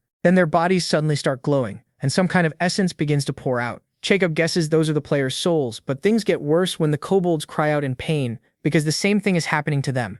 Nobody knows what to do, so they ask Kay, but all he can find is that the contract had another clause. After some time, all the players' souls would merge into one. And that's exactly what's happening now, as all that essence gathers into one place and forms an orb. It shoots past them, and Kay orders everyone to follow, afraid that if they don't move fast, everyone will be in danger. But before they can catch it, they run into the train from Station 10. Jacob confused about why it's here, so he walks up carefully, at least until Goron jumps out of his bag, totally excited because he thinks he's finally about to eat. Jacob smiles when the train doors open, inviting them in. He knows what this means. They're entering a dungeon. Before stepping inside, Kay remembers Dreamside.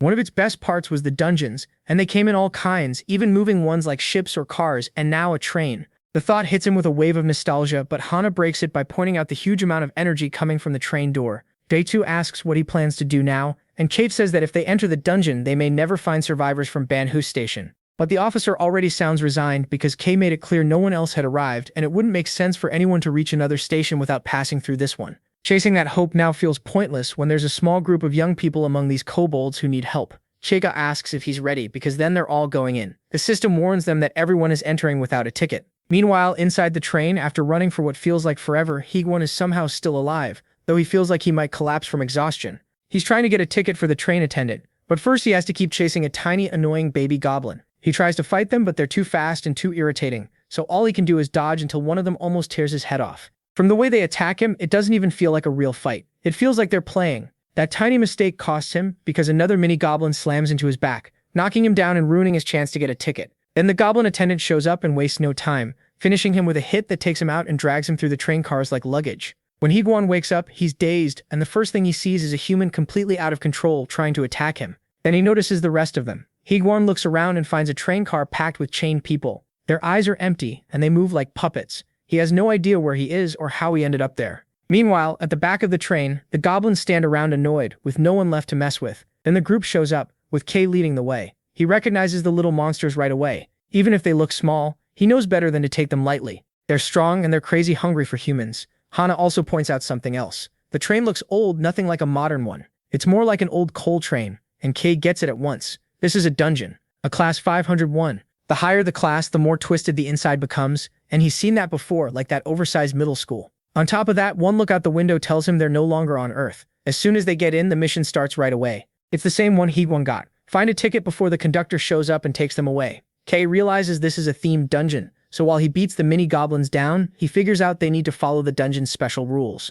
Luckily, that's enough to get a ticket, and Hana gets one too. The others get theirs just as easily. It all feels way too simple, but Kei doesn't need one. He already knows what that means. If they keep playing by the rules, this dungeon will take way too long, so he plans to speed things up by letting the conductor come after them. That's when the little goblins suddenly hide, confusing Hana until he realizes it's because Kei has started calling for the huge conductor. The giant comes over and asks for his ticket, but Kei doesn't have one, so the conductor gets ready to give him a fast one-way trip. Before he can make his move, Kei sends him flying with a single punch, leaving the goblin flat on the floor, totally stunned. So it pulls out a weapon and tries to strike back, but Kei dodges with ease. He jumps over its head and drives a knee straight into its face, dropping it again. Then he comes down from above with a crushing punch that caves in its chest. A while later, the goblin wakes up. Kei is holding its head still, his glove aimed at its brain, asking if it's the only one working there. The goblin barely understands anything. Kimi repeats the question and makes it very clear he wants an answer fast, while the others watch, reminded that he's weirdly good at acting like a villain. He keeps reading the mission out loud to the attendant, still doubting this goblin is the final boss. He wants the truth, but the goblin tries to resist.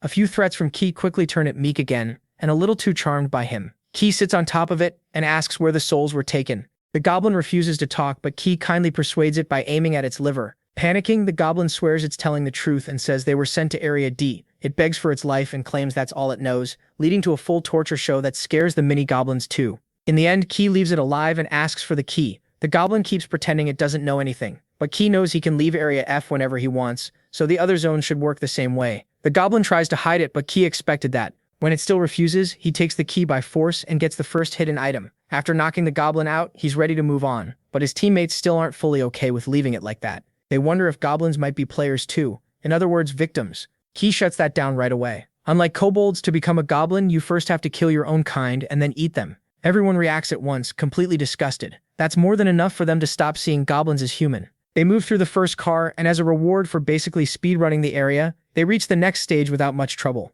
Still, Desu reminds him they're supposed to finish the missions to close the dungeon, and Ki explains that's just the normal route. What they don't know is there are lots of shortcuts, things like Easter eggs or hacks. He warns them they'll need tricks like that a lot, especially if they want to keep up with someone who's about to break the power scale. With that, they reach the train's safe zone, the guest room. As soon as they step in, they find a man calmly eating dinner like nothing is wrong, while on the other side of the car, a group of chained people scream without stopping. That's enough for Ki to guess these are the merchants. Their leader is a human named Song, and he demands their ticket. Ki steps forward without backing down and says he has a very good ticket. The merchant gets angry at the attitude, and the two square off until Ki suddenly complains about the heat, which leaves his friends totally lost. Song is shocked that Ki knows that code, so he tells them to follow him. Desu quietly tells Hana to stay ready for anything, but instead of attacking, the man leads them to a table stacked with food so they can recover from their trip. That only confuses those two even more. Soon, they're all sitting at the same table while the man introduces himself as Song. He and his partner Kang are traveling merchants. Ki acts happy to meet him while Desu tries to figure out what he's doing. Apparently, Ki found more than keys in the attendant's pockets. When Song asks why they're whispering, Ki tells Hana that the station's secret code is actually, "It's not hot today." He also realizes that just chasing the souls won't help if they don't find a way to return them to their bodies. Luckily, the merchants get distracted, asking the uncomfortable idol for autographs, while Key plans to get information about how the contracts work. It won't be easy though, because all of a sudden a lot more goblins show up and surround them without knowing the group already noticed. Song laughs and says Kay did guess the code right, but that was last month's code. Kay complains that they're way too suspicious as he frees his gloves. Song orders the monsters to kill him, and that starts the fight. The group makes quick work of the goblins. Now the merchants, terrified, try to run, but Daesu is already blocking their way. A few think they can beat him, but the officer puts them down in the end. He makes sure to leave them alive so Kay can use his interrogation skills, hoping this time he won't need to use his nicer methods. Song still isn't scared. He's sure they can't handle Lord Hack, and Kay reacts the moment he hears that name. Song takes that as fear of their leader, the rookie Sky, Lord Hack, but Kay just bursts out laughing, while his friends, as usual, are completely lost. Kay remembers that petty thief very well. He thinks back to Jack, someone who reached the top without being a fighter. He was known as a cruel loan shark you didn't want to cross, but also someone you could rely on. His deals and items were always guaranteed. He had the best goods in the world, showed up when needed, and vanished right after, earning the title Mirage. He charged a ton even for delivery, but the worst part is that he tricked Kay out of several items through shady deals. Still, Kay is glad he's alive so he can make him pay back. Song can't say anything else because he suddenly starts foaming at the mouth and drops to the floor. From there, his soul starts getting ripped out just like the other merchants. They all twist in pain as their souls are pulled free. Like with the kobolds, everyone is shocked that Jack could be this cruel to his own people. Hana thinks maybe he got worse once everything became real. Han still doesn't really know who he is, so Hannah calls him a thief. She got scammed by him too. Kay figures he probably cheated every ranker. Still, they won't blame him for everything just yet, though Hannah definitely wants a little payback if they find him. After freeing all the chained humans, Kay notices something strange. One person isn't tied up. Instead, he's wearing a level 300 angel collar, a super rare item with only one copy in existence, and it belongs to none other than Jack himself. He's right there greeting them like a happy cat while flat out denying that he's Jack. Kay clearly sees the angel earrings too, but Jack insists they're fake until a shot nearly takes his arm off. It's Hana, fully fed up with his jokes, aiming her weapon straight at the head of the man she thinks caused all this. He drops to his knees and begs for forgiveness. Like a scolded kid, he apologizes for scamming the rankers, saying he thought the server was just going to shut down. He admits he's Jack, whose real name is Hassan. Kay says the old scam doesn't matter anymore, but what he did in the real world does. Jack keeps apologizing to Kay, who immediately steps in looking threatening because he has no idea how Jack knows his name. After a while, Jack explains that he came to this train to find his imposter, though that's only part of the truth. He admits he's actually been tracking Kay the whole time with GPS devices. He got as a bonus when the server shut down. That completely destroys Kay's privacy, and the merchant clearly sees him as a huge pile of money. While those two argue like kids, Daesu and Han stare in shock after learning Jack is actually just a 14-year-old boy. Then the kid walks up to Hana saying he's always been a fan and hoping she remembers him from conventions. She's surprised he knows who she is and remembers him as a nice fan. She never would have guessed he was Jack until he ruins that good image by saying he always thought Clark was an overweight old lady. So Hana punishes his cheeks while Kay tries to understand what Jack said about an imposter. Barely able to talk, Jack explains he only found out about that imposter recently. He says that while searching for Kay around Seoul, he ran into some strange merchants who mentioned his name, so he looked into their contracts and quickly saw how shady they were. That's why he decided to follow them and find out who was stealing his name. That's when he overheard Song talking about going to Jack's auction. Everyone is shocked to hear that because apparently in Section D5 a newly opened black market is holding an auction for rare items. Kay guesses that's where they're taking those soulless people, and Jack says he's right. He remembers that when he took down the merchants he got no rewards even though they were red players because they never actually died. They didn't really die, their souls were moved into empty bodies and sold off, like extra lives, and all of it was set up by the so-called Goblin Master and Jack's fake. Hana can't get over that weird title, and Jack explains the goblins have a strict ranking system. It works like a pyramid, with Li Kang at the very top. He's the one every goblin answers to. He decides that if this guy is behind it, he'll go with Daesu and Hana into the next section. Before they move, Jack suggests taking a shortcut. That leads them onto the train roof, where they're suddenly trying not to die. Kang sees nothing useful about this route, but Jack swears it's faster and says it leads straight to the car with the black market so they can dig up answers. The protagonist is surprised to learn a new trick, but that feeling vanishes when the system marks the roof as a hidden section and sends out the blinders. So he snaps at Jack, wasn't this supposed to be safe? Then again, Jack isn't exactly trustworthy. Now they have to deal with specters diving past them and throwing everyone off balance. Even Kay realizes this fight could get ugly. He activates his gloves while dodging scythe slashes, and Jack reminds him that normal hits won't work on ghosts. But Kang already has a backup plan. He uses magic concentration to load mana into his fist, then smashes a specter apart. Jack likes what he sees. He's right beside Kang, using camouflage so well he's almost impossible to notice, though he still warns him not to get careless with specters. Kay thinks they're easy targets, even as more start appearing, but Jack warns him the specters aren't the real problem. The real danger comes after they kill too many and wake up their mother, the boss Banshee. That only makes Kay grin. He thanks Jack for the shortcut, because now he has a plan. While Hana keeps firing, she lines up a shot on an especially nasty one, aiming straight for its head. But before the bullet lands, Kay stops her, which instantly annoys Hana. Keicho tells her to stop killing specters, and everyone else is just as confused by the sudden change. Kang explains that if they wipe out too many, they'll wake the Banshee, and they can't beat a Banshee. What they can do is use one. That leaves everyone as confused as I am, and after a long while, Han starts getting tired of doing nothing but running. Daesu tells him to move faster because they're still being chased, and Han remembers when Kale gave him the job of acting as bait with Daesu. He already regrets it now that he knows how many are after them, and he's starting to hate his idol a little. Meanwhile, in another car, someone is watching a fight. It's the fake Jack, who just lost because a high-ranking goblin interrupted. He glares at the goblin in disgust, but the goblin still asks for confirmation. The fake Jack answers by throwing wine in his face. The insult enrages the goblin, but he still can't do a thing because of the omnipresent helmet, the item that lets Jack control all the goblins. So the goblin has no choice but to kneel, and the imposter finally asks for his report. The goblin says Goblin Station was attacked, which confuses the imposter since he had strong men there. Then Lika tells him to look at the screen, where Kale is shown easily taking down the goblin conductor, someone who was supposed to be too strong for ordinary players from Seoul. The fake Jack starts thinking about what to do, but his scheming side loses to his creepy one when he ignores everyone else and focuses only on Hannah. He practically falls for her on the spot, then orders his men to capture the intruders, but bring only Hannah back alive. Back in Car 6, the three move ahead calmly, though Hana is still worried about the bait team. Kang figures Han's defense and the detective's training should be enough to keep them alive. For now, they've reached the place where the world's greed is sold, the black market. Jack warns them, though, that masks are required to get in, and he only prepared one. Hana hates the idea of risking everything with only one of them able to enter, but Jack says he already has a way around that. He hands Kale the invisibility cloak so he can sneak in. They're still one step short, but Jack insists he's already handled that too. So Phase 1 begins inside Car 5's casino, where everyone is gambling and making bets. Right then, the people there suddenly feel like ghosts are all around them, when in fact it's just Kang moving around and investigating. He has to admit the dungeon is way bigger inside than he expected, and he has no clue where to start, until Lux shows up as a suspicious little red devil heading straight for a strange door.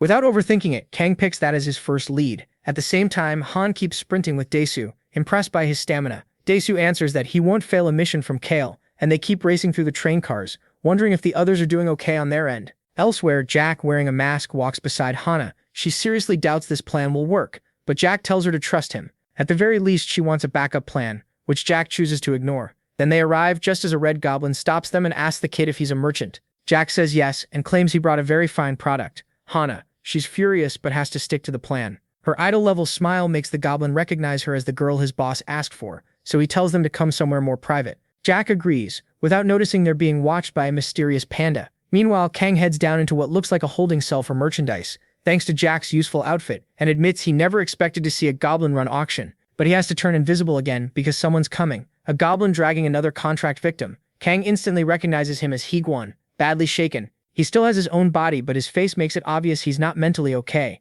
Kang wants to save him, but he can't do it yet. He quietly apologizes to Daesu and decides he first needs information. Soon another goblin appears and MC spots his chance. Without wasting a second, he jumps the unsuspecting goblin, lands a brutal hit, while Jack and Hana keep following their goblin guide. Hana worries about where they're being taken, and Jack guesses it's the auction. Instead, the goblins lead them to a door and tell them to go in. Inside, they find Encuentra the imposter, backed up by Likan, the third highest goblin in the hierarchy. But Jack only cares about his annoying fake, who gets excited seeing idol Hana there while wearing the goblin hat, the item that makes all the goblins obey him and one Jack thinks he's using terribly. He doesn't have time to argue though, because the imposter remembers he asked for Hana alone and tells Likan to deal with the dwarf. So Jack quickly pulls out his merchant skills and starts to negotiate, saying that's exactly why he's here. The imposter goes along with it and offers the real merchant a drink, which Jack accepts without hesitation. So the two share some wine, though the imposter can tell Jack doesn't fully trust it. Even so, what he really wants to know is what kind of deal this merchant is offering. Jack says his client wants an exclusive contract in exchange for huge amounts of high-quality goods.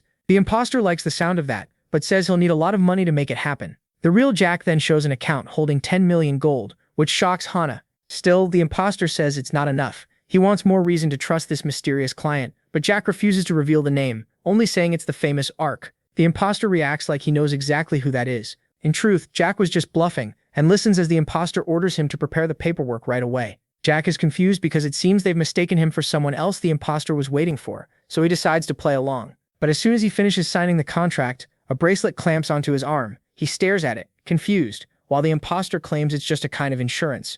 Then he activates the two-face contract, sealing Jack's body and inventory. It's all the work of the fake Jack, whose name weirdly enough sounds a lot like Jack, and he mocks him for falling into the trap. But Jack makes it clear he's not the only one with a trick ready. That becomes obvious as chaos starts crashing in, proving his side has arrived. The roof of the car is torn open by the Reapers, and one of them comes straight at Jack. Seeing the danger, he calls for his Lican, who destroys it in a single hit. That only boosts the imposter's confidence. He laughs at the failed plan and sends his own Lican to wipe out everyone. The creature moves at incredible speed, crushing monsters and ordering the other goblins onto the intruders. One attacks right away, but Daisy bursts in and stops him. He asks Hana if they missed anything, and she sees they arrived just in time. Furious, the fake Jack says they ruined his plan and activates the two-face contract, making the bracelet on Jack's wrist start to glow. Hana tries to help him, but she doesn't need to. Nothing happens to him at all. Instead, the contract starts burning in the imposter's hands, and after scorching his fingers, he can only stare, totally confused, trying to figure out what just happened.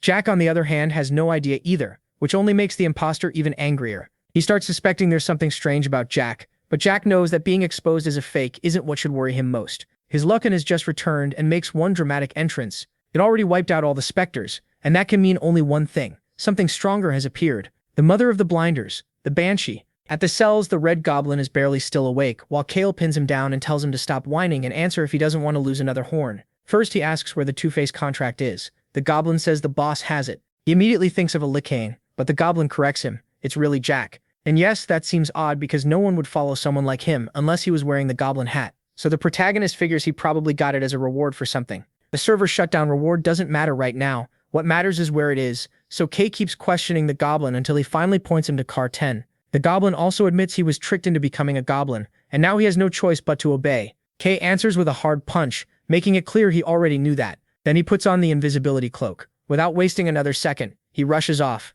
Meanwhile, in Car B5, the Banshee appears. Daesu and Han tense up. They watch as it suddenly shuts its eyes, crying blood, then opens them again with a glow that unleashes its power. A ghostly wail bursts out, a twisted chorus of countless women and children crying at once. It sounds like the voices of its children, and it's terrifying. Still, no one can move yet because they need it as an ally and wait for Kang to strike. Soon the two monsters stand face to face. Jake sees no problem with that. He fully trusts his Lycan and orders it to attack, and it lunges in like a beast. With its first blow, the Banshee barely dodges, but the shockwave is massive. Daesu and the others raise shields to protect themselves. The other goblins aren't so lucky. They pass out from the pressure alone. Everyone knows they can't interfere in this fight unless Keiji gets there, so for now they have to leave it alone. The Banshee mocks the so-called King's Lycan, which only makes it angrier. Just then, more goblins show up to check on their boss, only to see him get blasted through the air. The two creatures clash brutally, and the shock of their fight wipes out nearby goblins. The Banshee nearly takes the upper hand and corners it, but the Lycan breaks free. No matter how much it attacks, the Banshee is faster, dodging and striking back even quicker, slowly taking control of the fight. That worries Jack, so he keeps pushing the Lycan through the hat's effect, forcing it to fight with everything it has for its king. Its rage rises, and in one fast move, the Lycan finally catches the Banshee by the neck and uses its strength to smash her into the ground. For a moment, the Banshee looks beaten, but in the next, the chains tighten with such brutal force that her head explodes. The Lycan offers that sacrifice to its king, and the Banshee is dead. Its gaze falls toward Hana, while the group gets ready to face the bloodthirsty Lycan, which now wants to kill them all. Hana decides it's time to fill it with bullets, but everyone is shocked by the Lycan's regeneration. Her shots do nothing, and it's about to grab her when Kay appears like lightning, slicing off the Lycan's arm. Jack then announces that his real client has finally arrived. Kay pulls Hana to safety again and the others cheer his arrival. Meanwhile, he looks over the situation and regrets that his plan to let the Banshee distract the goblins failed. With her gone, he moves to the next step, charging in as he hands the invisibility cloak back to Jack. That starts the first real clash, and even with one arm, the goblin still lands huge hits. So Day suggests they leave this to Kay while they go after the two-face contract, but Jack says he's already handled that. Then he pulls out of his inventory the exact same contract as before. Jack is stunned. He can't understand how Jack has it, and Jack explains that every deal involving him has to be fair. Even with limits, the angel earrings send back every lie and scam used against him, so Jack's trick contract ends up binding him instead and stealing his whole inventory. Jack still can't believe it, but he keeps trying to summon his slaves. The real Jack only smirks, already knowing how that control works, and tells him to at least check his head, because now Jack is the one wearing the hat. That should make the answer obvious. Jack doesn't care. He keeps giving orders, and somehow the goblins still obey. Seeing things get worse, Han tells Jack to hurry up and put the hat on so he can control them. Jack says it won't work. The goblins here have their souls tied to their king, so they won't obey anyone else. That means it's time for Plan B. Kill the Lycan, which is still coming with a huge blow that sends Kay flying into a wall. Injured, the protagonist admits that someone of this rank is still too much for him right now. Jack reminds him they have the hat, so Kay changes tactics, dodging the monster to grab the Banshee's spear and awaken its wails. Jack doesn't think that'll be enough, so he orders his Lycan to finish him once and for all. It obeys at once, rushing in at top speed toward Kay, who gets ready to take the hit, but there's not much he can do against the goblin's brutal strike. He's launched away with no way to stop himself before crashing into a bookshelf. Still barely standing and badly hurt, he smiles when he sees his Rytane finally followed the path he planned. Back in the fight, Kay blocks the next hit with the Banshee's scythe, but he still can't handle the weapon well, so he's sent flying again. Barely on his feet, he realizes he can't fight a monster like this head-on. Using Rytane, he'll have to aim for his one real chance. Right as he's about to be attacked again, he tells Hana to move and start firing. The goblin, just like Jack, thinks it's a waste of time, and Jack keeps yelling for it to finish them already. But right then, Jack takes control of his body, forcing it to move in front of Hana. The Lycan can't attack without hurting its king. Kay and Hana use that opening to rush past at full speed. Jack is confused because they didn't even scratch him. Now left alone in front of the Lycan, he orders it to chase them, but it doesn't move right away. That annoys Jack, who keeps shouting, which starts to anger the goblin. Kay asks if he cut something. The contract chains. He destroyed the bond linking them to Jack, and Jack still hasn't processed it when the Lycan grabs him by the head. Even though he orders it to let go, the creature only remembers how, despite swearing loyalty to the king since birth, following this man's orders always brought unbearable pain. It felt like a chained slave. Now it understands the truth. What stands before it is not a real king. Other goblins try to stop it, but it silences them with a few simple words. Jack keeps giving orders and gets a massive slap in return, sent flying hard before the Lycan finishes him with one crushing blow that tears him apart, freeing itself from that unworthy king, then turns to Kay as its next target. Kay tells it to stop. There's no reason to fight now that he has the hat that controls them. The Lycan attacks anyway, but Kay counters by putting on the hat, tying the goblin's souls to him and chaining their choices again, which only enrages the goblin more. Kay even apologizes. He has nothing personal against it, but he has to stop it. Even so, the goblin's faith only grows, and so does its strength. Its eyes turn white, and its body starts to twist. Han can't understand why they still can't stop it, and Kay is just as confused when he sees that not even the hat can hold it back. Then they use Rytane and watch something spread through its whole body, turning it into a giant being. It unleashes a roar so powerful it sends bodies flying, the monsters and even some goblins still left alive. Then it plants itself like a beast in front of the group. Jack says it's exactly what he feared, though in the end he almost finds it funny. Kay is shocked too when he sees it even regenerated its arm in a second, but there's no time to think. He has to dodge the first claw strike. Jack tries to figure out its power, but Kay tells him to focus on escaping, though that's hard for him when he notices something strange in the Lycan's hands. Jack himself somehow still alive, agonizing and cursing them. Just then, a quake starts because of what's happening and what seems like a system bug trying to fix itself. They all need to get out, with Hana carrying Han up onto the tops of the train cars. The giant goblin chases them all the way up there. Kay sees it as an overwhelming beast, something that could be the birth of the true Goblin King. Meanwhile, in the train storage area, two masked men, including the panda from earlier, loot every piece of luggage they can find while no goblins are around. They belong to the National Intelligence Service, Kim Gaxpo, the raccoon, and John Jin-sok, the panda. They're there trying to deal with the Ark crisis, so they plan to leave fast. But then their leader is called over by some of his men, who show him that the storage area is also packed with people. Seeing them, the leader reacts with disgust, but he has no plans to help. He figures he can't carry everyone, so he decides to take only the food and get out. But that plan falls apart when the roof suddenly vanishes, revealing a huge monster that gives them no time to react before it slams the car with a massive hit, briefly taking its focus off Kay and the others. In that moment, Kay realizes what's happening. It's evolving. Han is horrified, but Kay can't think of any other explanation. Daesu also doesn't understand how a boss can evolve outside a dungeon, but Kay knows it's basically the same as with players, except it should never happen. That's why it's a system error, something like a trigger.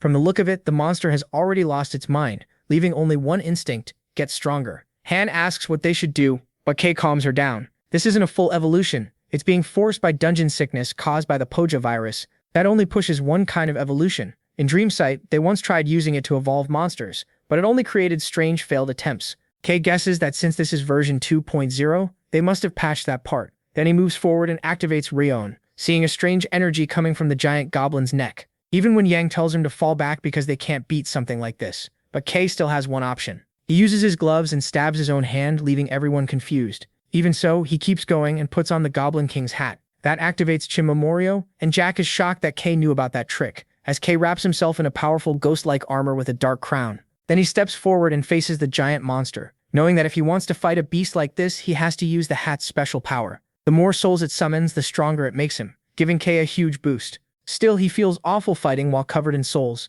because some of them must belong to those poor kids. Even so, he has no choice. So he activates the Blade of Regret, a high-rank weapon that only works in this form because it's carried by the dead. Togesu can tell from his face that something is wrong, but Kay just tells him to stay back because their souls could be taken too. He launches himself forward, aware that this form is still taking goblin souls, and he knows forcing them to obey only works through a bond, one that won't last long. So he has to finish this fast. He rushes in at top speed, trying to cut down the Goblin King, but even with all his strength, he only manages to sever its arm again, while Kay's own arm shakes from the strain. Meanwhile, below them, Panda and Raccoon watch in shock, wondering if Kay is even human. But Kay has no time for them. He has to block the next attack. Then he notices them and with a terrifying look, makes it clear, leave now if you want to live.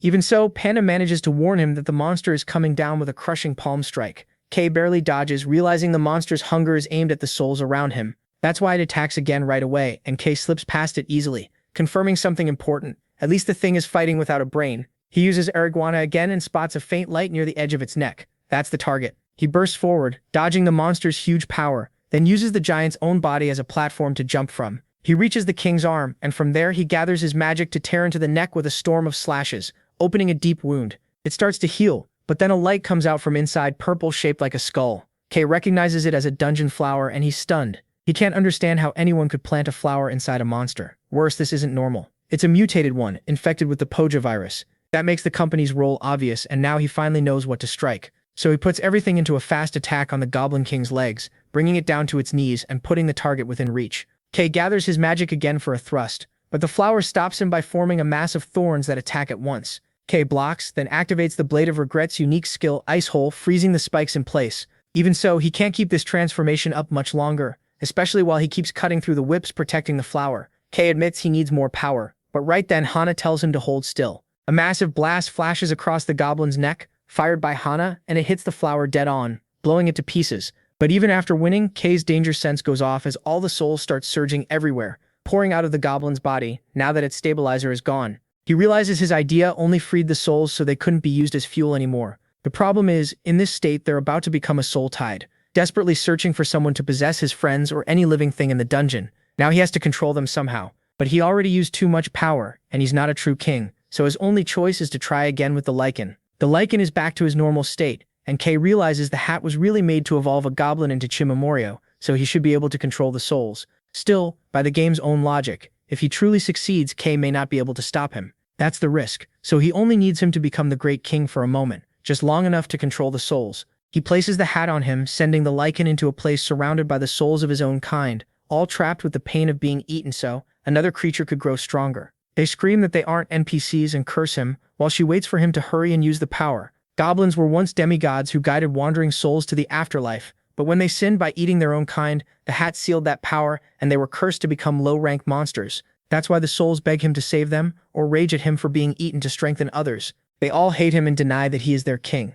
Hearing all that bitterness from his own people, he cries out and begs them to leave him alone. Then suddenly, he hears a voice asking him to put the souls to sleep. He sees Kay's glowing figure offering him the hat. He understands that Kay awakened the hat's true power to stop him. Seeing Kay as the real owner, he accepts the command of the one he now recognizes as his king. Meanwhile, inside the train, Raccoon and Panda run through the halls, still shaken by what they just saw. All they know is that two monsters were fighting at a level around a Class C Lizard King. Panda asks what they'll do about their missing teammates, but the leader remembers that terrifying version of Kay and loses his nerve. He says he feels bad for them, but he's going back to the Ark. Panda doesn't like that, and thinks they should go back, but his leader insists there's hell over there. Ignoring his partner's complaints, Raccoon just wants to leave before he dies too. Right then, the roof breaks open and something crashes down hard, kicking up a cloud of dust. Raccoon turns to run at once, but Panda stops him, because the one who fell is human. Their clearly brave leader sends his partner to check if it's one of their own, but then something else drops down, the lichen, who orders them to back off. They're terrified at first, until they realize the masks were blocking their view. What they're actually facing is a tiny, adorable but furious chibi version, trying hard to look scary. He can't even handle the hammer he's carrying and falls over, then gets back up and keeps trying to intimidate them, leaving the animal head duo totally confused. Elsewhere, in the middle of it all, a lichen is nearly killed, thinking he'll need more souls next time so he can get revenge and show them the company's power. But then he feels a presence getting ready to fight, even though nobody is nearby. His body suddenly starts being forced down, dropping him to his knees before his new master Jack, who makes it clear he won't let him die until he pays back everything he owes. Jack presses him about the company and asks who he is. When it's obvious he won't talk, Jack reveals who he really is, the cruelest one there, the real Jack. Meanwhile, Kay seems to be fighting restless souls that are about to devour them all. Then he suddenly wakes up, completely confused. It only gets stranger when the first thing he sees is the mini lichen, clearly happy to see his very confused king. That's when Kay learns he's been asleep for 2 whole days, just as Hana comes to visit with Goron, whose presence makes the lichen very uncomfortable. Kay then tries to figure out what happened with the intelligence service base, surprised the government is still standing at all. Hana explains that Jack went to negotiate with them because things are a mess right now. The roads are blocked by lizardmen, and there's still a dungeon they haven't cleared, so they'll need to gather an army if they want to destroy it. Kay quickly asks about the survivors, and Hana says they found Najiwan alive, but in terrible shape, so Daesu took him to get treated at the Ark. He was the only one sent there, because they don't have room for anyone else. At the same time, the mini lichen asks his king for orders, but Kay would rather hear about the children's souls, which were apparently preserved. Even if Kay and the lichen want to help, they can't pull out specific souls from the hat. The lichen also makes one thing clear: the only goblin king now is Kay. That actually makes sense, since the lichen can't fully control it either. His white name shows he's a player, and after putting the souls to sleep, he lost all his power and ended up this tiny, so they'll need another way. The lichen tells him the only thing he needs is to raise his kingly dignity. Kay has no idea what that means, but for now Jack comes back from the Ark. Kay assumes Daesu came too, but no, Higuan is still in bad shape. The one who did return is the fake Jack, who now seems to be the real Jack's pack mule and punching bag after trying to trick him. Kay recognizes him by the angel earrings and realizes that's why deals with him were always fair. Those earrings punished both sides if either one lied. But if that's true, Kay still doesn't get how he got scammed in the old game, and the guy tries to blame a server bug that removed the penalties. Kay drops it and asks if Jack learned anything from the new slave, but Jack says he's mostly useful as a punching bag, so instead Kay asks about a king's dignity. Jack says they need a pair of horns, the booster hoblins use to control souls. He knows where to find an item that should work, and with help from the Ark they can move to a nearby area called Bermuda. Hana is confused by the name, but Jack explains it came from him, because they were assigned that mission after the team sent to investigate vanished right after getting a distress signal from their captain Joel. The message had 3 keywords, high danger and goblin orb, so they decide to make use of both things at once. They're linked to the goblins and the Ark's investigation mission. Kay asks the lichen if getting the orb will really let them free the souls. The lichen says it should, but only if the orb is made from real horns. Kay still doesn't really get what the king's dignity is supposed to mean, but one thing is obvious: if they get that item, he could become a lot stronger. After all, clearing a D-rank dungeon already boosted him a lot, even if he still can't use the hat. The Blade of Regret is unlocked now, and that's enough for him to decide it's time to move out for Bermuda, which Jack says is in Hamsul inside World, the famous amusement park. At that very moment, the Ark scout team is being cornered by a huge beast that won't stop chasing their captain, forcing him to sprint back to his men while trying to figure out how the lizard men ended up there too, along with goblins and a dungeon boss nearby. With so many different monsters mixed together, making a plan is impossible. In the end, Captain Yahello reaches his men, who are just as worn out, and he asks what they even came here to find. The blonde soldier says it's the goblin orb. He thinks he saw it once in the game. Yahello figures that if the orb is really here, it may explain the mix of creatures and weapons outside. The blonde soldier doesn't care about that if they don't make it out alive. Yahello tells him they will. They have to. This place is hell, and they need to escape so they can warn the others before anyone else walks into the same trap. Meanwhile, Kay, Hana, and Han get ready to leave, while the train is apparently left to Jack. They put him in charge of the souls and warn him not to do anything stupid while they're gone. He asks them to trust him, but neither Kay nor Hana trust him at all. Even so, Kay has another concern. The mobile dungeon's boss is the lichen, but now he's Kay's subordinate, and Kay has no idea how that works. Sometime later, Kay, Hana, and Han arrive at the amusement park, and there doesn't seem to be any danger. That only makes Kay more uneasy. Hana, though, is excited. It's her first time at an amusement park. She proudly says that as an idol, she never really had a childhood, and only saw places like this when she was performing, which makes it a little sad. They soon reach the entrance to World Lot, and Hana rushes in without thinking, excitedly urging Kay along. He's far more careful, because everything looks too clean and orderly for an abandoned place. Still, he goes in. Almost right away, Kay realizes he somehow brought 2 kids and a mini goblin on a field trip, and seeing all 3 staring around with pure excitement gives him a weird feeling. It bothers him a little, but it also feels strangely nice, like a quick glimpse of his old life. That feeling doesn't last long. Something grabs his attention, and Kay activates Dragon Hearing. He senses a strange wave of energy suddenly wrap around them, and at the same time, the carousel starts moving by itself. Everyone goes on alert. Kay senses movement rushing toward them at high speed and warns that a huge horde is coming, so everyone gets ready. They draw their weapons, and then everything stops when the park suddenly fills with what look like normal people. Families, couples, and visitors walking around like nothing is wrong. At the same time, the announcer welcomes everyone to the happiest place, full of dreams and romance. Hana tries to make sense of it, but Kai is just as lost. And to make things worse, some visitors recognize Hana and start freaking out. Some think she's cosplaying, others guess she's filming a movie, and the tension rises fast. The whole group is already confused enough, so they decide not to risk more. Kei throws a smoke grenade and they vanish from the area before anyone can react. Meanwhile, a bunch of people there were already planning to post the moment online, and when they finally get away, Kei realizes they stand out way too much. With Hana's clothes and the mini goblin, there's no way they blend in. They need disguises. Luckily, they quickly find a costume rental shop inside the park and come out dressed like schoolgirls. Hana loves the cosplay, while Kei is more focused on making sure the mini lichen looks like a little punk instead of a goblin. Han stays the same. For some reason, the attention doesn't bother him, which doesn't surprise Kei. What no one expected was for Hana's outfit to be finished off with a hat to hide her identity even more. With that, they start exploring the place. The mini lichen acts like a total curious kid, but after a long while, they need a break and admit the place is huge. Still, as Hana looks around, she starts to feel like everything that happened before was just a dream, and this is the real world. That fantasy ends when she finds a park ticket dated a year ago, making her wonder if they went back in time. But when she checks their phones, the date is current, so she realizes this place is repeating one exact moment in time. It's all an illusion. Then a breeze hits, filling Hana with nostalgia, and she feels sad knowing all of this will disappear. So she takes off her hat and snaps a selfie with Kei when he isn't expecting it. He doesn't get why now, but she doesn't want to waste this one-of-a-kind illusion. Seeing her that happy, the protagonist wonders who the real Hana is, the tough player or the idol. But that brief moment is enough for one of her fans to recognize her and assume she's on some secret date with Kei. They instantly realize they've drawn too much attention again and have to run, just as Han scoops up the mini one and joins the escape, with no clue what they're supposed to do next. Kei tries to use Ryan to uncover the truth behind the illusion, and that somehow leads them to a nice quiet ride on the Ferris wheel, where Kei finally tells everyone that they're actually not inside a dungeon.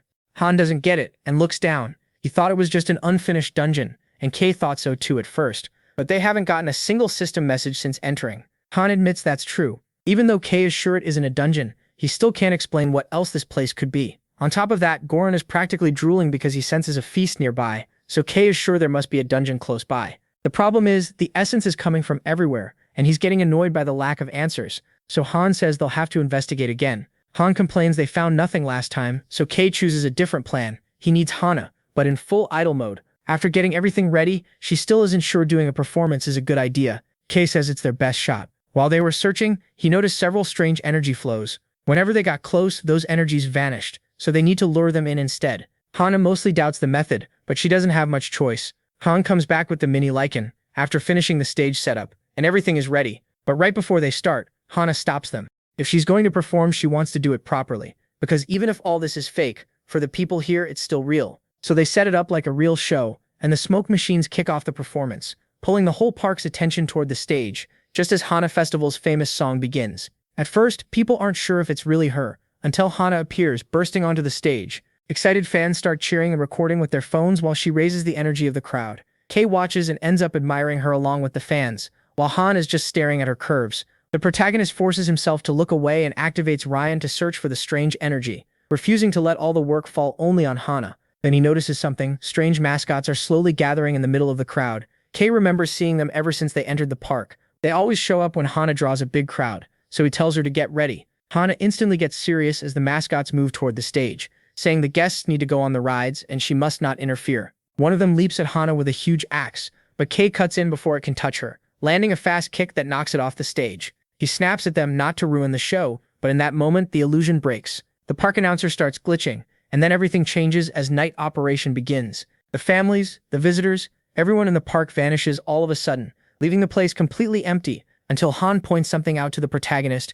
A mixed horde of monsters is appearing right in front of them. Kei doesn't waste a second and gets ready, striking the first one while warning the others to stay sharp, because now the park has officially entered its true phase, Monster Night. After Kei wipes out the monsters, he tries to understand what this place really is if it's not a dungeon. As he looks around, he spots a little rabbit holding a big black orb. He needs to check it out, but the rabbit immediately runs. The protagonist starts after it, but quickly stops because of the desperate cries from Han, Lycan, and even Hana. They can't handle the huge monster horde on their own.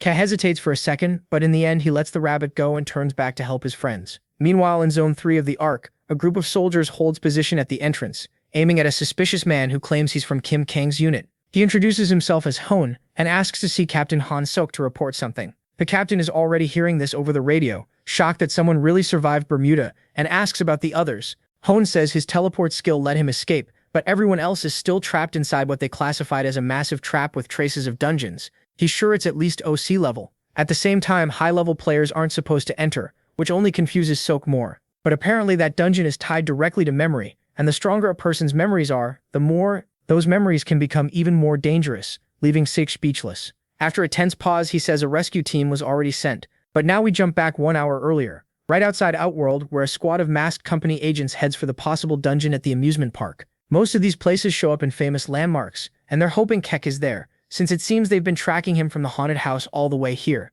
Not knowing Bermuda, a place full of disappearances and missing data, they figure that if Keck came here, then he must know something about the first game. They even suspect he found some kind of exploit that made him so strong, so their leader doesn't want anyone else reaching him first. That's why he decides to move in with his whole team and stop him, rushing into the park at full speed. But they freeze when they spot families and kids having fun everywhere. Some of them aren't even sure what they're seeing is real. Then the leader looks closer and notices something even stranger. The buildings that were ruined outside look untouched in here. He starts thinking this place is hiding something big and tells his team to move carefully. They keep trying to make sense of it, but they don't get far before the crowd starts stirring because they heard that Hana Choi is singing. They don't know if it's real, but they know she was with Kay, so the leader goes to check. Even then, they still don't make it far before the world starts going dark. The leader tries to rally his men just as a giant wolf leaps at his back. He barely dodges it, then pulls out his weapon and drops the beast, only to turn and find a whole army of monsters in front of him. So he gets his men ready and they all charge into battle, with orders to kill every monster that shows up. But in the middle of the chaos, the leader stops in place when he sees the terrifying Kak ahead of him, while Hana keeps firing at the monsters and doing her best to fight. The same goes for Lycon, who wants to make his king proud. But then a huge goblin appears, and he gets mad because it's going after his king. He punches it with all his might, but that chubby little form doesn't have much strength, and one heavy hit nearly knocks the stuffing out of him and sends him flying. His pride takes the bigger hit for now because the goblin is about to finish him off when something stops it. It's Yang who keeps them safe, and Lycan immediately tells him not to underestimate him. Then another huge creature appears in front of them, and this time they're saved by Hana, who asks if they're okay. Yang is, but Lycan still doesn't understand what's going on, as another powerful creature comes closer. Now that Mini Lycan is safe in Hana's arms, they see that the one who saved him is Kay in his full power form. Everyone stares, thinking that with power like that, the monsters should be easy. But then Kay suddenly attacks Han, who watches in terror, and Lycan notices it too. Han thinks it's some old grudge Kay wants to settle, but he gets saved again by Kay himself, leaving everyone totally confused. Still, Lycan knows the second one is the real Kay, because of the king title. Even Kay has no idea where that double came from, so now he plans to use ice power to freeze it. A little later, it seems like everyone is safe. Hana says that since it got dark, they haven't had a second to breathe. Hana acts like she's used to that, but she's more worried about Kaira's evil clone, which went out of control because of the item the pink rabbit had. Kaira's sure it's the goblin orb. Hana thinks the answer is simple: catch the rabbit. Kaira isn't so sure. To him, this whole place is an illusion, including the monsters. He's convinced they're being made from the group's own memories. That leaves everyone confused, so Kay explains no one knew about his transformation except them. So it makes sense that this place is reading what they remember. What's strange is that he still doesn't know why it works like this, so he asks what they felt when they saw him transform. Hana, still acting like a fanboy, says it was amazing. Hana agrees it was incredible too, but little Lycan admits that deep down it also scared him a little. That's when Kay thinks he figures it out. If this place is pulling from everyone's fears, then it makes sense that so many different monsters are showing up. That means this is really bad because if the theory is right, there's a chance his own worst fear could appear. The one monster he once feared most. A massive black dragon. With that, KM finishes explaining that this place reacts to each person's fear, so they need to find Captain Yol and get the goblin orb back fast. But the second he says that, a brutal crash cuts him off, and from above a giant centipede appears. Hana lets out a scream so dramatic that it's almost funny, then runs to hide in a corner, making it clear to Kay that this is his worst fear. So Kay tells Han to deal with it, and Hana waits for the order, ready to shoot wherever needed. Kay directs her straight at the weak spot of the creature, which turns out to be a ridiculously easy target, and Han blows it apart without much trouble, taking the monster down. After that, Kay checks on Han, who apologizes for freaking out and explains that when he was a kid, his father used to punish him by locking him in a box with centipedes like it was normal. Kay wasn't expecting something that dark, and for a second he just feels awkward and sorry for him. But Han cuts that off right away, making it clear there's no time to unpack trauma because another horde is already coming. Kay gets serious and tells everyone to ready their weapons, and right then Han warns them there's another one behind them. A noble-looking vampire named Norton appears. The moment Han sees him, he apologizes for bringing him into the world because he has a very personal hatred for that NPC, thanks to a stalker he once dealt with. Carrie realizes this place can pull any fear straight out of someone's head, so he decides to end this fast. Han warns him, Norton is level 200, but Carrie doesn't care. He rushes in, and the two start an intense, even fight. Norton tries to gain the upper hand, but Carey quickly sees he's not as strong as expected. As he dodges, he realizes this one isn't as strong as the real thing, though he still can't say he'd always win. For now, he moves at top speed, slips past the vampire's guard, grabs him at the waist, and cuts him down at close range, then tells his friends to get ready to move on. Hannah warns him that something's above them, and sure enough, it's the pink rabbit with the orb. Kate focuses his magic and leaps up, refusing to let it get away again. But the rabbit can jump like crazy too, escaping across the rooftops, with Kate chasing after it at full speed. He finally catches up and slams into it, making the rabbit drop the orb as it falls from the sky. Han rushes in and catches it easily, but he doesn't celebrate for long because a dark essence comes out of the orb and forms a bear that grabs it and runs off, leaving everyone confused. KB doesn't have time to think because his danger sense goes off as something appears, tearing everything apart, his greatest fear from the game. A dungeon boss class S level 500, the colossal beast Kamucho, has appeared. Elsewhere in near total darkness, a giant clown watches in delight. But then it notices an unwanted guest. Kale can only stare at the huge monster before him, while his friends shout, trying to understand what the hell just got summoned. Kale thinks only one thing: they need to run. They don't want to leave him, but he knows they can't win this fight. The best they can do is buy time. The beast charges straight at him, and the others try to warn him, but Kale barely reacts in time to dodge. The impact shakes the whole place, and the others can hardly stay on their feet from that level of destruction. Hannah quickly checks Han to make sure he's still in one piece. He is, but he still has no idea what just happened. Then he notices something strange, and Hannah looks up too, just as shocked. In front of Kamucho stands another K, a prime version, ready to fight. Meanwhile, the real K watches the unreal scene as the two summons face each other for only a second before they attack. The dragon unleashes its fire, and the whole area fills with explosions. But the doppelganger dodges and manages to block the beast's tail strikes, then pulls back, builds momentum, and unleashes an overload attack that slices part of the monster's body. The fight leaves Han completely stunned. He can't understand how K's avatar ended up outside the game, convinced someone must have summoned it from their fear of that form. At least K calms him a little by saying they're not even using all their power yet. Even so, after watching that battle, Han can barely believe they could be even more powerful. K explains that if this were the real Kamucho, just looking at it would have driven him insane. The ranks may be the same, and it still has the inextinguishable flame of death, that black fire that can only be beaten with weapons made from dragon materials, which that clone version doesn't have. Kami feels like even he would die, remembering how in the past, without those weapons, after a brutal fight, the dragon ended up killing him in the game. Even so, the clone keeps fighting while the beast only chases it in fury, and the real Kami realizes that even if it can't beat Kamucho, it's still buying them time.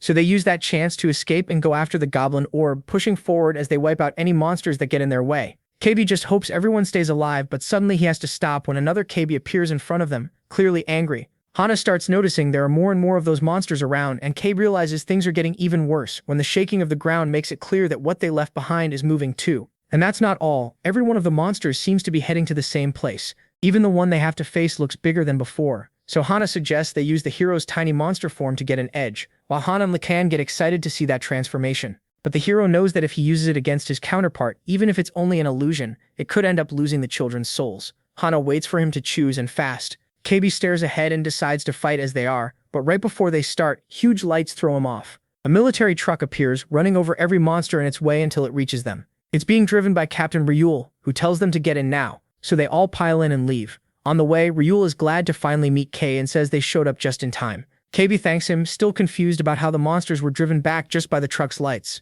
Ryul explains that it makes sense. Those creatures react badly to light, especially sunlight. He regrets not finding them earlier in the day so they could use that advantage, but then an attack slices past and nearly takes his arm off. KB is shocked that some monster managed to follow them, but it isn't a random monster, it's his own clone. They have no choice but to shake it off while the clone starts stabbing the truck over and over until one strike hits Eerie. Rahan and Jen expect the real K to handle it, and he doesn't waste time. He jumps back onto the truck, already realizing his copy can take a lot of damage. The clone attacks again right away, but KB dodges and turns that momentum against him, knocking him down and slamming him hard onto the hood. He gives him no time and jumps on top to smash his head in. There's real anger behind the blow. He's looking at his own face on that monster. Then KB drags him into the truck's headlights. The clone starts fading under the light, and right then something unlocks in K's system. He checks it fast, then heads back into the truck and tells Ryle to keep going straight to the hideout. So Ryle returns to camp, where all his men rush over worried about him until they notice Johanna and completely ignore him, leaving the captain feeling a little insulted. Once everyone is together, Ryle tries to figure out how nobody in his squad mentioned that an S-class monster was outside fighting a really ugly K. K takes that comment pretty personally, especially since everyone seems sure the other one is the real K. Still, the bigger issue is this. The captain says they should raid the dungeon right away. That catches K off guard. He asks if they really found it, and Ryle says yes. Then they show the path of a drone tech Kay didn't even know still worked. Now it's flying over the amusement park, showing the whole area until the camera moves out and finally catches the tower, though it can't go much farther because the signal starts breaking up. Still, it manages to focus on the dungeon entrance, which looks less like a doorway and more like a black hole. The problem starts when the drone stops responding. At first they think it's the monsters, but when the camera turns, they spot a company team, and Kay gets it at once. They must be the ones who summoned his clone. Now they're smashing the drone while the soldier controlling it complains about how much it cost. The others stay pretty calm, and Han is first to guess the company took over the dungeon. Kay isn't so sure. If that were true, a full-power Kay wouldn't be wandering around outside. What matters now is stopping them, and he tries to explain that to the captain, but Real and his men just stare back like they understand nothing about Kay's clone. Kay realizes he'll have to fill them in first. Meanwhile, the company figures out they've been found, which makes things worse after barely surviving that full-power Kay. Even so, what matters now is figuring out what the hell they're looking at, because this clearly isn't a normal dungeon. Their leader is convinced of one thing. This has to be the source of Bermuda's power. Energy like this doesn't show up twice, and if they can control it, they could turn it into a weapon against Kay. He reminds them their mission is to collect dungeon flowers to speed up ruptures, but also to turn special dungeons into weapons, just like they did with the Ghost Front Station. If they can do it again here, promotions are basically guaranteed. That finally wins everyone over, and now they're already thinking about bonuses while the leader keeps their spirits up. And suddenly something shoots past them so fast the group barely has time to react before they see the bear with the orb running right through everything straight for the portal and leaving them stunned. But the leader doesn't hesitate and decides to chase it, so they all rush after it into the portal. Meanwhile, Kay's group gets ready to face a giant orc. Ryle plans to help on the count of 3, but Kay drops it in a single hit,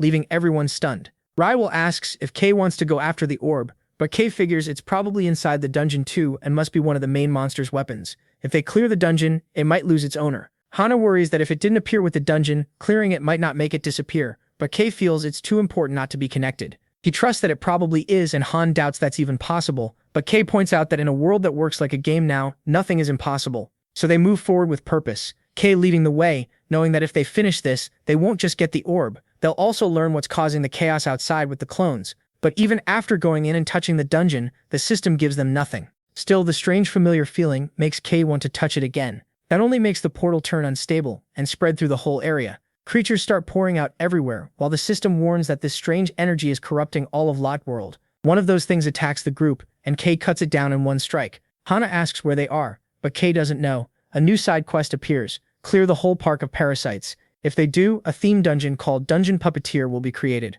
There's no reward, just a clean park, and Kay can't make sense of that at all. At the same time, underground, a group from the Ark gets off the ghost train, thanks to Jack, who looks pretty pleased with the great pay he got for the ride. Apparently Jack is using a D-class dungeon, like a regular train, and the group is led by Han, who guides Captain Han Sok toward Hotel World. They move carefully, especially because he knows he'll have to face memories from the original dream side. He also remembers there are 2 outsiders inside, Kay and Clark, and he still can't believe that rough cowboy is actually an idol. Even so, if they're trapped in there, then they're probably in a disaster zone, so the group keeps moving carefully until they reach the underground entrance to the park. The problem is that it's blocked. Han decides to go up and check what's happening above, only to find the surface completely overrun by giant parasites. That leaves everyone totally confused, and things get worse when a silver-tailed dragon suddenly cuts across the sky. It looks like someone in the group summoned it out of pure panic. The scare is so bad that they lose focus, and a parasite grabs them by the legs, lifting them into the air before dropping them right onto its jaws and starting to eat. Everyone watches in horror, especially Han, but Han Sok isn't nearly as shocked. He remembers the parasites from the tutorial. That makes Han think of those cockroaches, so he tells them to save the crying for later, because they need to get through now. Still, looking at all those creatures, he isn't sure they really can. Back with Kay's group, Kay tries to protect everyone from the parasites. He throws his sword with all his strength and activates Freezing Flash, sending out a powerful wave that freezes every monster before shattering them in one blow. Even so, he still doesn't understand all the disappearances. Most likely, those monsters ate the victims while transforming this place into a dungeon, using players as sacrifices. That makes him realize what's inside the portal, a seed room. Lottie World hasn't fully turned into a dungeon yet, but they still have to hurry and beat the boss before the company does. Ryle doesn't think that's a good idea, but Kay says it's simple. If the boss dies, the dungeon dies too. Ryle argues they should fall back to the Ark and regroup, but Kay refuses. He knows the company will use the dungeon flower to speed the process up, so the only thing they can do is push ahead and destroy it. He moves out with some soldiers who almost get eaten, but Hana covers them while Han and Likon push on without fear. Together they make their way through the parasites all the way to the dungeon, with Han going in first. Hana is right behind him, but Kay tells her to keep going with the others while he stays back for a moment, waiting until everyone gets inside. Right then, a huge mass of parasites lunges at him, and Kei holds his ground until the last second before diving into the portal, letting the monster crash into the dungeon entrance instead. He appears in the Puppet Master's secret room, Pyro, but the moment Kei enters, the system detects the goblin helmet and sends him somewhere else, same as the others. Hana ends up completely alone and starts looking for everyone right away. The first one she finds is Lycan, who's frantically searching for his king. Hana figures the others must be nearby, though the little guy is acting way too excited about the search. She can tell that no matter how much the chibi goblin denies it, he's actually pretty scared. Hana realizes she'll have to deal with a child, and Lycan begs her not to leave him behind. So once they're together, she tries talking to him, guessing he wasn't always a monster. But the little one just proudly repeats that he's a member of the goblin clan. Hana starts to think he may have gotten some of his memories back, and hopes he can explain how he went from monster to NPC, but it's obvious he has no idea either. So Hana guesses he's just a guided NPC tied to some hidden mission about the dignity of the... Even that gets cut short when something huge smashes through the wall and bursts out of the dust. Hana braces herself, but all she finds is the monster's remains. Then someone else shows up, something even worse, a clone of Kei. Hana can't believe it because the real one already told her she'd never beat him. Still, she raises her weapon and triggers her blood skill. Meanwhile, Kei drops into a place that's completely white, with no real light or shadow, just an empty world until a voice calls him guest and sends a chill through him.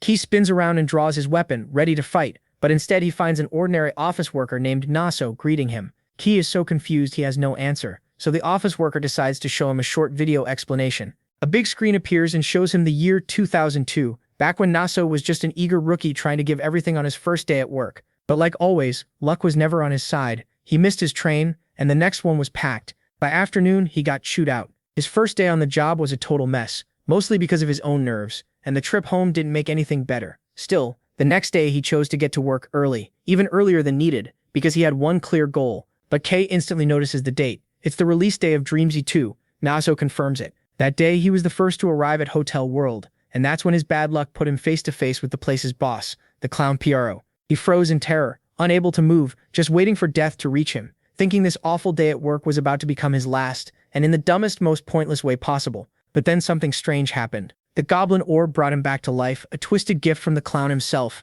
It turned him into an empty puppet with no memories, and almost no emotions. And as a final gift, Pyro left him that relic with one simple order: cause a bloodbath, then disappear. That's how Naso woke up in the amusement park, and from then on, anyone who entered without knowing the truth got killed by the monsters of the night opening. Their fear and trauma started filling his mind, twisting into creatures that hunted them night after night. The real problem came when some people started figuring out what was going on. More and more came to investigate, and every one of them died horribly. So every new visitor just became another life fed to the night. Kaden can't understand why Naso is showing him all this. Naso doesn't seem fully sure either. Maybe it's because he doesn't want to be forgotten, or maybe he wants to clear his conscience. In the end, he admits he's only a leftover loop of that rookie's thoughts, and to help Kei understand, he shows the form Kei probably knows him by already. The bear mascot, the same bear Kei remembers stealing the orb and running off. Naso says that in a way it is him, but only halfway.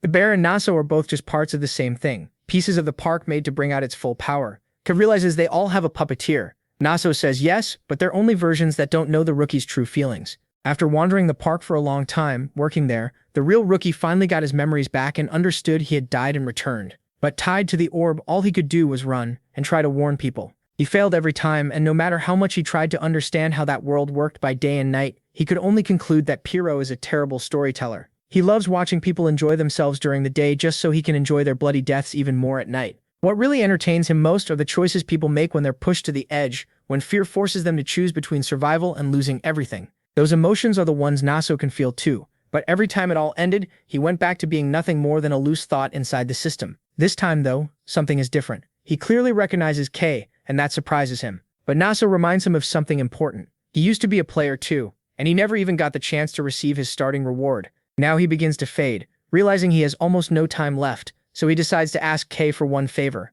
Since Kei now has the goblin helmet, Naso also gives him the orb, and Kei takes it without really understanding what's going on. But the moment he does, the system grants him a new skill, King's Footprints. He's still trying to process what just happened, when Naso asks for one thing: become the orb's owner. He believes that if Kei does, the item will finally reveal its true power. Kei is still confused, but Naso insists, if he really wants to face Pyro, he needs to control that orb. Then he gives one last warning. If Kei ever fights the clown, he'd better not blink, not breathe, and most importantly, no clue, because the system censors the rest. As his body starts to vanish, Kei tries to get him to repeat it, but Naso says he can't. Those words are blocked by the system, so before he disappears completely, he leaves one final warning. Don't trust the clown's updates, because to them, Kema's now the biggest threat. Meanwhile, Hana tells Leekin to get somewhere safe while she handles Kema's clone, which comes at her hard. She barely avoids each attack, trying to make some space, but the clone catches her off guard by summoning 2 daggers and firing them straight at her. Hana uses Eagle Eye to react just in time and dodge them, landing in a confident pose. The clone doesn't even give her a second to enjoy it before creating a sphere of light that swells into a giant energy orb and hurls it at her. Hana sees it coming and moves at the last second, dodging it by only a few inches. As she gets back up, she can't help wondering what kind of class Kari even had in the game. She's just glad this isn't the real one, so she stops thinking and goes straight to ending it by firing a fragmentation round that shifts midair. The clone fails to dodge, and for the first time, it goes down. Hana doesn't waste the chance. She rushes in and peppers it with bomber rounds. But even from the ground, the bastard still blocks several of the shots. That's when Hana realizes this isn't just a clone, it's a monster. And when she sees it stand up again, she knows for sure that's not Kuro, just a brainless monster. And she's going to use that. With a snap of her fingers, she triggers her bullet trap, and every shell she fired earlier starts to glow where it got stuck, before exploding one after another, bringing the whole area down on top of the clone with nowhere to run. It freezes in fear as Hana watches the debris smash its weapon and body to pieces. That ends it. Then she calls for Leekin and moves on, hoping Ki is okay. Meanwhile, in the Lottie Tower hallway, Lark's soldiers are running from the other Ki and quickly run into Ryu and another soldier, who are shocked to find their friends with 2 Ki's in different outfits right behind them. The blonde one asks his captain if K wasn't supposed to be their ally, but the answer is clear, that isn't K. After the monsters were wiped out by the Ks, it ran out of prey, so now it's hunting players instead. They sprint full speed until they notice something coming from the shadows, announcing itself with a shot that passes by their heads and flies straight at the Ks. Everyone lights up when they see Hana the shooter, hoping she got there in time. At the same time, the real Ki is still in the white world, using his blood to become the owner of the goblin orb. That creates a flash so bright it almost blinds him, but the system confirms him as Goblin King and begins the King's imprint. Once it finishes, the orb returns to its true form, a much smaller sphere of light that transforms into the Goblin King's ring. Ki sees the power it now gives him. He can summon spirits. Now he understands why Leekin said he needed the orb, so he imprints it right away, confirming it and taking on the true form of the Goblin King, gaining the King's senses and a skill called Morgue. That power lets him see other people's souls and tell whether they're good or bad, which is enough for him to bring people back. He also learns the whole lot world was created by the ring, both the people and the monsters. He sees that Naso created all the creatures, and they were nothing but the fears of the people who came there. Those fears repeated again and again, feeding terror for Pierrot's enjoyment. For now, Kei can also see that the space Naso created, or what was left of his consciousness, is collapsing now that he's gone. Kei doesn't even care, because he's already opened a portal back to the main area. Meanwhile, in the lot cinema, many bodies are slumped between the seats, while the blonde soldier tries to face the Kei chasing him. He trembles, knowing he has no chance, and fires one desperate arrow, shutting his eyes so he won't see the end. Right when Kei appears to save him, taking in the mess that happened while he was gone. Now he has to fight another one of his clones, guessing Naso sent him back to help them. Just then, Hana shows up too, ready to fight. While little Lycan can't hide how happy he is to see his real master again. Kei figures the situation out fast. His clone may supposedly be level 200, but it has no brain, just a basic urge to kill. So he stops wasting time dodging and decides to target its weaknesses head-on. The two charge at each other, and in the clash, Kei recognizes the weapon his clone is using. The same sword he used in the past when he still lacked attack power, a durable blade packed with abilities even when it was broken. The sword was tough, even when chipped, but it was also heavy. Kei used that to his advantage. One sharp kick sent the clone flying. Then he aimed for the part of the armor where he had once traded defense for more speed. The clone barely blocked it, but Kei stayed calm. He had the edge in experience, and with non-stop pressure, he brought down his own copy. Right in the middle of the fight, his Morgue skill suddenly activated. At the same time, Hana launched herself into the air, lining up a headshot on the other clone. Kei caught on right away and grabbed the enemy just in time, letting her shot hit clean. That finally ended the battle, and Lee Khan and Han cheered. Kei only wanted to know if everyone was okay, and once they said yes, he told them to get ready for what was coming. Some thought it was just another bluff, but Kei made it clear it was worse. The second he said that, something massive crashed down with a brutal impact. When the dust settled, the dungeon boss stood in front of them, Pierrot the puppeteer. He was furious that they had taken his orb and demanded to know why a human had touched a king's property. His voice shook the whole place and sent pain through everyone. Even Kei instantly knew this thing was far stronger than the earlier D-rank boss. Worse, it wasn't just a monster, it was an intelligent creature. Han couldn't understand why the boss was here when they hadn't finished any mission yet. So Kei explained that he already had the orb. Still, the ring only brings creatures into form. It doesn't give them a mind of their own. They only obey the one who holds it. Using Rowan, Kei checked Pierrot's magical energy and immediately saw that it belonged to high-ranking demons. When one of those demons also has intelligence, it's called a Mahawk. That told him all he needed to know. What stood before them was a demon, at least level 300, maybe higher. Piro threw out a card packed with energy that made everything tremble. It was basically an invitation to die by his hand, and with it he created his territory. A thick fog spread everywhere, blinding the whole area. Kei dodged a few attacks on instinct, but frustration started building as that dense energy closed in around him. He tried using Rewind to take back control, but the technique was fully shut down, which only made him even angrier. In the chaos, Kei had to block a strike coming straight at him, and it turned out to be the drone pilot. At first, it looked like he was just lost in the fog, but one look at his face told Kei it was mind control. Hannah figured that out almost right away, too. She guessed the demon fog from Piro was the cause, so she ordered the few people still conscious not to breathe it in and to keep their eyes shut. The problem was that almost no one was still standing. Rahach's men were already under control. They rushed at the group, clearly trying to take the orb. Kei had no choice but to deal with them, knocking them out, and when the others kept coming, he dropped them too. He did it easily with a dagger before switching back to his usual sword. But just when he thought it was over, the puppet soldiers stood back up. Kei was relieved that at least Hana still hadn't been controlled, but he could tell his own body was slowly giving in to the magi fog. Luckily, he managed to clear his head with calm. Still, one thing worried him. The longer they stayed in there, the more likely everyone would end up like the others. He couldn't drag this fight out any longer, so he activated Morgan, and right away he could clearly see the souls around him, separating the clean ones from the corrupted ones. He focused on the ones that weren't tainted, finished his transformation, and then used his new skill, Goblin Fire, channeling its power through his sword. With a single slash, he cut through the magic controlling his allies, and they were freed at once. That only amused Piro, who fired off energy beams, sure that no matter how much Kei resisted, he would end up as another puppet. The hero charged straight in, breaking through the attacks to reach the clown, only for a protective barrier to stop him. Kei realized that if this kept going, the other players there would die. Then Liken's voice appeared, praising his king. He moved forward in a much more solid form, and Kei was confused by the full power, though he guessed it had something to do with the orb. He pushed that aside and focused on the annoying clown, fed up with his bad jokes. Charging his sword with spirits, he leaped high with all that power gathered in one strike, then came down on the giant clown. Piro got his karma in the form of a massive slash that tore off his head, stopping the dungeon's conversion, defeating the boss, and clearing the secret stage in Lot World.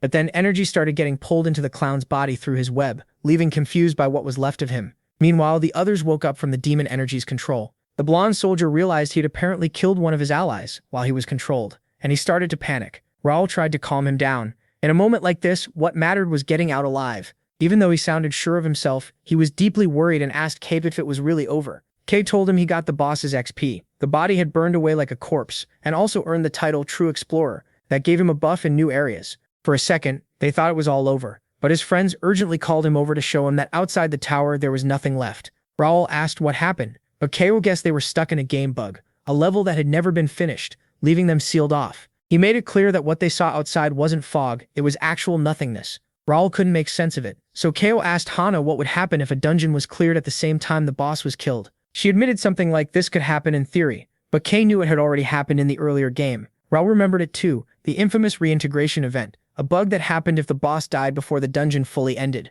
The real problem was that the players got dumped into a system error, a lost dungeon, and everyone was disconnected right away, with their accounts burned for good after being trapped in a dungeon with no exit. Elsewhere in Lot World, Hansok pushed forward through the parasites, feeling his team wasn't ready for a fight on that level. Then a dragon appeared in front of them and scared the parasites away. That gave them a chance to reach the dungeon. They hoped to find someone alive before it ended, especially Kei and Clark. Without them, the Ark had no chance at all. But they didn't get far before a violent quake shook the whole area, and the ground started collapsing. Hanseok yelled for everyone to jump, but he was too late. In a flash, light swallowed them, and more than half the squad vanished completely, leaving only a huge hole behind. The only ones still standing were the captain and Hono, both still confused. The captain threw a rock into the hole, but it bounced off something invisible. That's when he realized a kind of dome was covering the area, and it became clear the others were trapped inside what looked like a system error, trying to stabilize itself. Hanseok understood that if that was true, there was only one option. Contact the Ark, check the dungeon creation code, and find a way to fix it as fast as possible.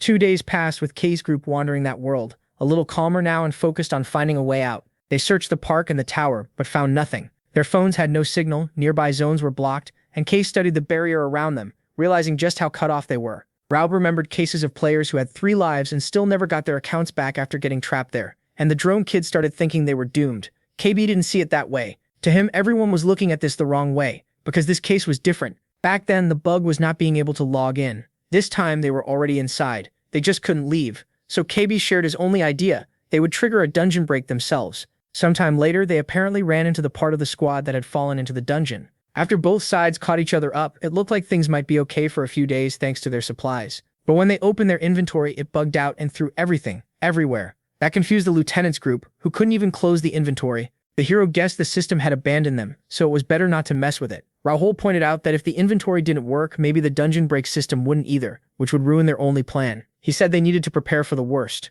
Kang understood Rahul was trying to keep people from panicking, but he chose to hold on to hope. He told him everything would be fine once they found that man, the one who led the company's group. They needed him if they wanted to work together. Rahul doubted those terrorists would help, but the hero was sure they would. He remembered the company well. Awful people, capable of horrible things, but driven by one simple rule: survive in a world where monsters clearly had the upper hand. They always sided with the stronger force, so he had no doubt they'd agree to help. In the end, they also wanted to stay alive, so the search continued. Using Ramon, Kak tracked nearby presences and found them quickly. Rahul noticed and ordered everyone to get ready for all-out war, but the hero tried to calm things down before they got out of control. He didn't get the chance. A masked figure suddenly appeared with Han as a hostage, and everyone froze, wondering when he had even been taken. Han remembered they grabbed him when he hurried off to use the bathroom, but he decided not to say that part. Teek stayed calm and made one thing clear: they hadn't come to fight, they just wanted to make a deal. Then the group's leader steps out and asks what Kang wants. MC tells him he already knows why they were there. They were hiding and waiting to take over the dungeon. But now everyone is trapped in the same world. The leader doesn't get why that matters, and he starts to regret thinking they were smarter. That jab ticks the leader off, but he settles down when Kang says he has a way out. The protagonist makes one thing clear: if they work together, this stays simple. If not, it turns into a disaster for everyone. So the leader agrees to hear him out. MC starts with the most important point: waiting for the system to come back won't fix this. In a game's code, a restore never brings everything back at once. And the second he says that, proof shows up right in front of them. Everyone starts dodging strange scissors made of pixels as they rip through the area. Whenever they touch someone, that person vanishes. Kang realizes they're cutting away the whole space, deleting the error. Then clicking shapes begin falling like arrows from above, dropping like bombs that erase everything they hit. It shows the system is using the easiest way to fix the game: wipe it all and restart. It's basically a full reset, auto-deleting, cutting, and erasing one piece after another, without caring what's still inside. As more of the place disappears, Kang waits for the masked leader to make up his mind. Seeing he has no other choice, the man agrees to work with them. But first he wants something from K, a pact. Not a contract, a pact. If someone breaks it, the system brands them a traitor for breaking their word, and that mark follows them in every deal after that. It also brings penalties and battle limits. The punishment fades with time, but it's still a pain. The masked leader asks for it because he doesn't trust Kang, and K doesn't trust him either. After all, Kang has betrayed the company's top traitors more than once. They're sworn enemies. K was already thinking about stabbing him in the back once this was over. Still, he admits the guy is sharp, so he agrees. That means neither side can hurt the other for the next 2 days. The pact is sealed, and the system warns them what happens if anyone breaks it. With that settled, the masked man asks for the plan, and Kay says, Step 1 is using the dungeon flower at the top of the tower, the part that still hasn't been erased, taking them back to where all of this started. So they move out. As they go through the halls, the company people stay on guard in case this is a trap. But soon they find something they never expected: the monster's body. Kay uses his Morg eyes and moves in until he senses the clown's soul. Using the goblin ring, he tries to summon it. The problem is his level might not be high enough, so all he can do is hope it works, and somehow it does. Everyone is shocked when it appears, but now it's only a puppet. Kang can tell it's just a tiny piece of the full soul, badly worn down since death. After that, it's the company's turn, and Kay orders them to spread dungeon flowers all over the place. The leader knows refusing would be the same as dying, so he sends out his men, who apparently have a lot of them. That surprises Kay, who starts thinking they've been growing them in bulk. Once they plant the last one, they finally get what they wanted. The dungeon goes into frenzy, and a huge quake begins. Right away, Kay tells everyone to follow Pierrot's soul, because as a dungeon boss, instinct alone lets it sense where the nearest exit is. But it moves fast, and along the way Kay spots something: the giant Kamucho. It's somehow still alive. Kay guesses the clone used light, its weakness against it, but since it's a dragon, it managed to survive. Kay decides to use that. He puts on the goblin hat and activates illusion. Then, like a king, he orders it to rise. The dying dragon snaps back into its most feral state, stunning everyone, only for Kay to use it as a ride. He yells for everyone to climb on fast and hold tight as it shoots off at full speed. The erasing scissors chase right behind them, and one company member gets hit. More clicks close in, worrying Hana, and Kay is terrified because he still can't see the exit, until far ahead the clear soul of Pierrot reaches the portal. It smiles like they actually found it in time. But the relief doesn't last when one scissor heads straight for Hana. In the end, Kamucho takes the hit, throwing itself off balance as more scissors fly at it. Kay tells everyone to hold on tight because there's less and less left of the dragon, and all he can do is pray the portal stays open.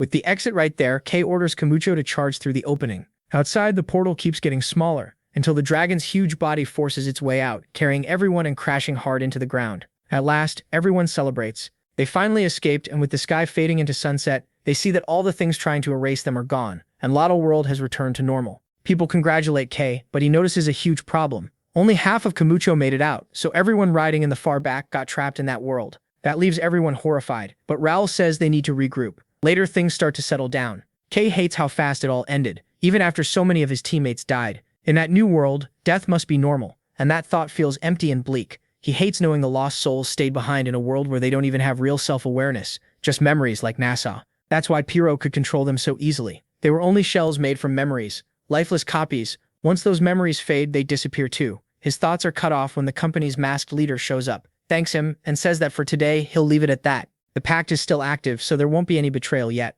But next time, he plans to put a dagger in Kei's back. Kei expected nothing less, and for now, he just lets them go. After they leave, Kei returns to what's left of Kamucho. It clearly isn't the original, just a memory made by the goblin orb. Still, he thinks a level 100 body might be useful, so he checks inside and quickly finds the problem. The code is totally bugged, useless to him. But not to Goron, who summons himself starving and drooling in front of the giant meal. Without wasting a second, he jumps in and absorbs everything left of the dragon. When he finishes, he's so stuffed that he even changes color. Kei watches annoyed while the little guy tries to look innocent like he didn't do anything. Kei reminds him not to eat without permission, but Goron just flops onto the ground happy and full. Kei worries eating a bug might hurt him, so he leaves the rest of the scolding to his other pet Likon, who immediately makes it clear he's in charge because he's the oldest.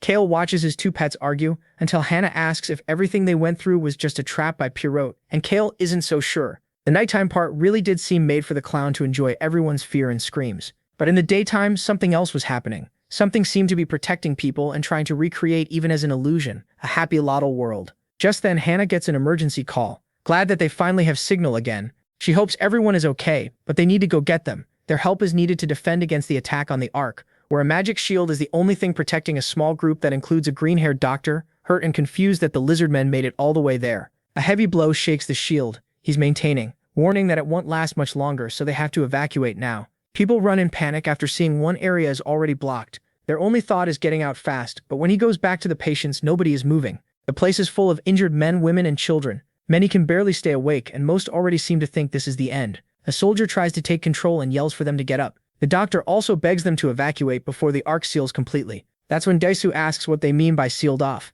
They're in the Ark's underground hospital, which became a shelter for weaker humans, now that monsters are everywhere, kids, elders, and others with low endurance. But now the Ark is ready to close off that secret area, even if it means abandoning everyone inside, and the sick and wounded all fear for their lives, as the doctor tells them the place is close to falling. Right then, a violent crash shakes everything, dropping rubble from the tunnel, and the shield mage rushes in to tell everyone to get out. The doctor hopes Daisu will move too, and Daisu picks up Higuan and carries him to the exit. But when they get there, they find the hallway completely blocked. The detective understands at once the lizard men are sealing them in. Some injured players summon their weapons and try to dig through the wall, but Daisu stops them right away. He knows there's no way they can break through something that thick in time. That makes several of the wounded give up, but Daisu doesn't call it impossible, just a waste of time. Then a red-haired soldier takes charge and decides they need to head for the surface. The green-haired doctor stops him at once, saying it's insane to take injured people and civilians into a place full of monsters. But the redhead reminds him of the truth. They have no choice. The shutdown order is already out.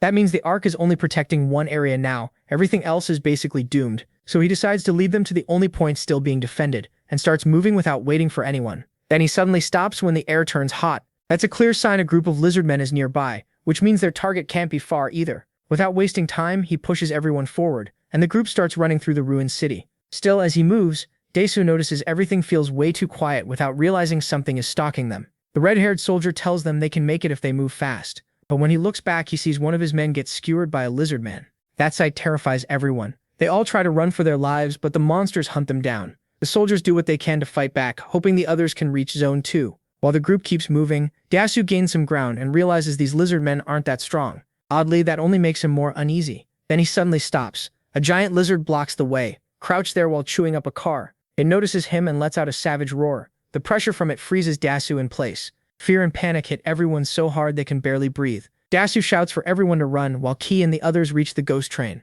Jack welcomes them, glad they made it out alive, and rushes them inside. The train is packed with people, and Jack shows them video proof that the lizard men broke in after crushing the city's first defense line. That leaves Rebo shaken, and Jack explains that even though the soldiers are still resisting, the monsters are too many guns and plans barely matter now. Gasu realizes everyone here escaped from the Ark because of one creature that smashed through their defenses, the giant soul lizardmen, a massive beast strong enough to wipe out buildings. Gasu knows Zone 2 can still fight back, but the real problem isn't just that monster. Jack confirms it. If one of those is here, then the dungeon must have ranked up to C class and already ruptured. Meanwhile, Dasu leads his small group of survivors as they flee. They barely manage to avoid the monster's attacks, and Dasu quickly admits that beast looks like something out of a movie, way more overwhelming than every Ghost Train boss put together. He doesn't even know if they'll survive. He can't think about it for long though, because the green-haired doctor calls out to him while trying to shield a woman carrying her baby. He warns that this area is full of lizardmen too. So Dasu pulls out his wave spear and carves a path through the enemies. The problem is, weak or not, there are just too many,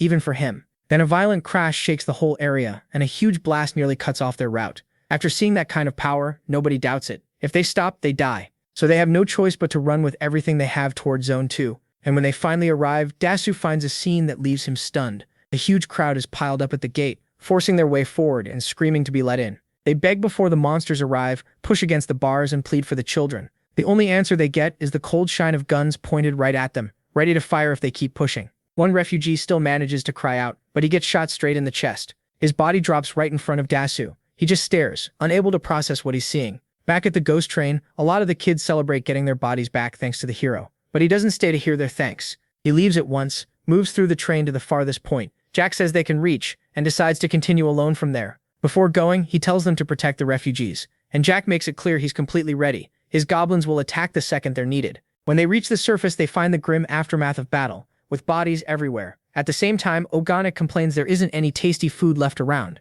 though he senses something in the distance. The hero notices he's gotten more talkative after eating Kamuchi, but what matters now is that if the source is far away, they must be in the eye of the storm. He asks Ryusen how far the next zone is, and Ryu says Zone 3, the residential area, is the closest. But the blonde soldier explains that according to reports, that zone was invaded after the wall fell. From that, the hero figures only a giant soul lizard could have done it. When they arrive, he sees the shield has failed, yet the area is still completely soundproof. That makes Kei think. As he moves through the area, he realizes the Ark isn't just a shelter for survivors. It's more like an NPC town recognized by the system, similar to what happened in Dreamside, where gathering points appeared in places dungeons could never spawn, known as strongholds. Just then, the other soldiers notice their phones finally have signal again and discover they got a lockdown alert hours ago. Reeve figures that makes all this effort pointless, since Zone 1 lies between Zones 3 and 2, and if that alert really went out, then every road between them was probably sealed off. Even so, Kei decides to try anyway, trusting that maybe there's still some way through. As they move, Kei notices something strange. They've only run into lizard soldiers. If a dungeon had really ruptured, they should be seeing lieutenants or even worse monsters. That makes him think something else is going on. Still, with so few enemies around, they hurry forward and soon reach a massive wall with the border gate. But that brief relief doesn't last, because right then a gunshot rings out. The hero is confused when he sees ordinary people being shot by soldiers and tries to understand what's happening. Rikyu sees it as a brutal choice. Resources are limited, and if they let too many people in, everyone dies. Kei doesn't think that justifies using guns, but when he sees the sea of corpses, he remembers the Ark exists for one reason only: preserving humanity. Like in Dreamside, it's basically a Noah's Ark experiment meant to save Earth's species, except this one only puts humans first. It was supposed to be a system that protected dungeon refugees under some kind of government, but in the first game, it turned into a complete disaster, and Kei hates that he thought real life would be any different. Now the weak, the people without a system, the elderly, and innocent children are being slaughtered after the sector that protected them fell. He can see the logic, but when he spots a soldier aiming at a mother holding a baby, he knows none of this is right. Right in front of that woman, Dasu steps in and orders them to stop and open the gate. The soldiers immediately notice his spear as a high-level item, so they demand to know who he is. Dasu identifies himself and tells them to open the door, but every soldier gives the same answer. Once the Ark is sealed, it can't be reopened. Dasu begs them, asking them to think of the children. The guards answer with a warning shot. They even apologize but say they're following Kei's orders, and Kei is right there hearing this, completely confused. Then Han appears after killing the soldiers, and Dasu asks to speak with his friend Kei. The others get upset because even they haven't seen Kei. Meanwhile, the rest of the refugees keep moving, angry after hearing that, even if it means risking death from the soldiers' gunfire. But then a huge explosion cuts them off. Thanks to Link, the soldiers panic when they see a high-level monster in front of them. Dasu, though, feels relieved when he realizes Kei is finally here. He moves through the chaos and tells them to open the gate, but they still refuse, so the hero tells the refugees to step back for now. They hesitate, sure that if they retreat they'll die, Even so, Kay, standing firm beside Link, calms them a little. He makes it clear that as long as he's here, nothing bad will happen. Later, from a high building, Kay looks down at the place they took as a temporary base for the night, hoping it will be enough. He uses the souls of the lizard soldiers they killed on the way as an extra layer of protection while he takes care of something else and walks over to Higuan, worried about his condition. Daesu says the boy should be fine, but he still needs to confirm something. He wants to know if the man in front of him is really the true Kay. His tone is openly challenging, and the hero notices, though he doesn't understand why. Then Daesu brings up something he heard from the soldiers. Apparently Kay is already inside the zone. Kay makes it clear he has no idea what's really going on in there, but he does understand one thing. The name Kay doesn't belong to just any player. So Daesu explains that as the #1 ranked player in Dreamside, Kay was a legend, wild and irresponsible but insanely powerful. When the world changed, his name became a symbol of hope. Over time, Kay's image grew so much that he almost turned into something people worshipped, and some even waited for him like a messiah. Then a Kay showed up in the arc a month ago. That confuses the hero Kay, since it means he spent much longer in the Lord of the World than he thought, and he wants to hear the rest. Daesu goes on to explain that this Kay was nothing like people expected. Instead of a savior, he was controlling, greedy and selfish, obsessed with leveling up.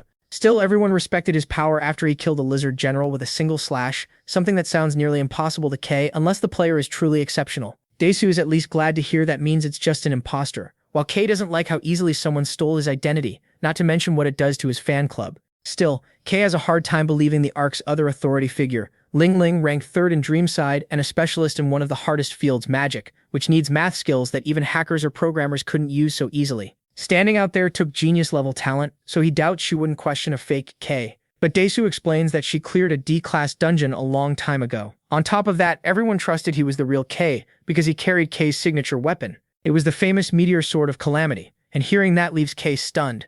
At the same time, in what looks like one of the few stable parts of the city, someone stands by a window, a blonde man in heavy armor quietly looking out. Then one of his subordinates shows up and calls for him. Hearts reports that a monster appeared at the wall of Zone 2. He thinks it might be the Kay who stole the ghost train. That catches him off guard. He thought Kay vanished in Bermuda, but the reports say otherwise. He escaped. The blonde man lifts his drink, wondering how far this will go. Then he asks how the plan is coming along. His assistant says it will be ready in a week, but Hearts cuts that down to just 3 days. With no room to argue, the man agrees and leaves. Not long after, the blonde man gets a message calling him to a meeting. Soon a group of top officials arrives, treating him like he really is Kay. The soldiers watch in silence until one of them reports that the giant lizard stopped before reaching Zone 2 and is still roaming Zone 3. The report comes from Deputy Vaughn's assistant, who shows them a video of sick and helpless civilians being slaughtered. Some look heartbroken, others furious, especially at the people calling this good luck. The angriest one is Yahello. Vaughn bluntly says it really is lucky for them. That only makes Yahello matter, and others have to stop him before he starts a fight.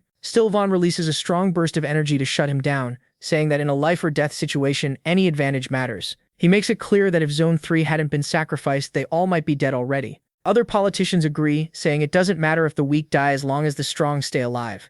Others gets more and more furious. But Vaughn calmly proves he isn't just talking lightly. His own mother is in Zone 3, if she's still alive. Several executives try to calm Shilla while more footage plays, this time of the giant lizard. Now everyone is worried. A C-class final boss is out there, and Vaughn admits that if it reaches them, they'll all die. Right now, there's only one person who might stand against it, Kay. So all eyes turn to him. They want to know if he can really beat that monster. The fake Kay calmly says no. He admits he's a bit below the monster's level and suggests a simpler plan. Stay hidden and wait. Vaughn says that could work, except refugee groups are moving around outside the zone. If they keep wandering, they might lead the monster straight to them. The other choice is to let them in, but that would break the magic seal protecting the area for 3 hours and leave everyone exposed. Hearts doesn't get why this is even being discussed. To him, the answer is obvious. Humanity's survival matters more than the lives of those poor people left outside. And with that, the meeting ends. Later on, Janice says he hopes Gon's mother is all right out there. Vaughn answers that she actually died long ago. He only said that earlier to cool things down. Even so, deep down, he only hopes the real Kay shows up soon. Meanwhile, the real Kay is still with his group inside the building. As he listens, he remembers the Sword of Calamity well. It's a special weapon, one only someone like him could use easily. Hannah thinks this might be like what happened with Jack, and maybe the sword is just a fake, but Kay is sure of it. That sword is completely real. Hannah is shocked to hear he sold it, though Kay explains it wasn't exactly a normal sale. In fact, that's tied to why he was so annoyed with Jack from the start. Some things make more sense now, even if he still doesn't fully understand everything, like why the lizard man stopped advancing after breaking the wall, and why his copy wants the people in Zone 3 dead. His thoughts shift though when Higuan finally seems to wake up. He recognizes the detective and the little monster by his feet, which he mistakes for a lizard, and starts screaming his head off.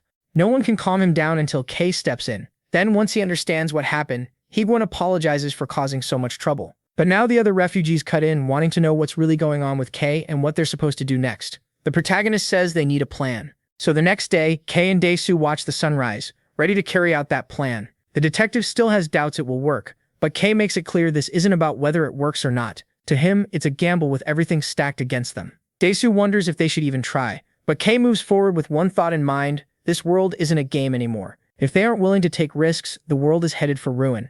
Daesu worries that showing people the truth might make humanity collapse even faster, and Kei answers with a proverb-like line: once water is spilled, you can't gather it back. In other words, things are already too broken not to try. So with that, he and the detective just watch as the monsters start moving closer, and Kei realizes that this is the moment they'll learn whether humanity is doomed or if there's still hope. For now, everyone gets ready to run. Meanwhile, at the wall of Zone 2, the soldiers relax because everything seems quiet. No monsters, no refugees, but all that peace is getting boring. One of them even says he'd like at least a little action, though he really shouldn't say that with an officer around. Right then, Dong arrives, surprised by how calm everything is, especially after a monster showed up near the wall the night before. The soldiers explain they only saw it for a few seconds before it vanished. Dong suspects it might have something to do with Jack, so he shows one of them a picture, but nobody recognizes him. The only thing they remember is seeing a high-ranking man who claimed to be a friend of Kei. That makes Dong react at once and ask where he went, but there's no time to look into it, because he senses something coming and orders everyone to get ready. In the distance, they spot a stampede of people running, blasting loud music to lure a huge group of lizard men behind them. The soldiers think it's some kind of revenge stunt and get ready to fire, but Dong raises a hand and orders them not to shoot. As the humans pass through the camouflage barrier, they vanish from the lizard men's sight. Then, taking that chance, they point something out to Dong, and right then the giant lizard appears, but it's already in range, and from far away, Hana's shot pierces the monster's chest. The impact makes every soldier turn toward the fight. Then Kei gets the survivors ready, reminding them of the plan. Han and Roll would lure the giant lizard to the border, which is hidden by magic, to make it threaten the wall, or better yet, make it look like it might. The goal was to force them through desperation to send out troops and right then push the refugees through, exactly what's about to happen. So the moment the gate opens and the guards come out, the protagonist gives the order for the refugees to run, helping them with his skill by creating lizard men to cover them. He also sends Loken, who gladly goes, knowing they just need to bring in the rest. That's when Dong appears. He knows exactly who Kei is and assumes he did all this because he has a real plan.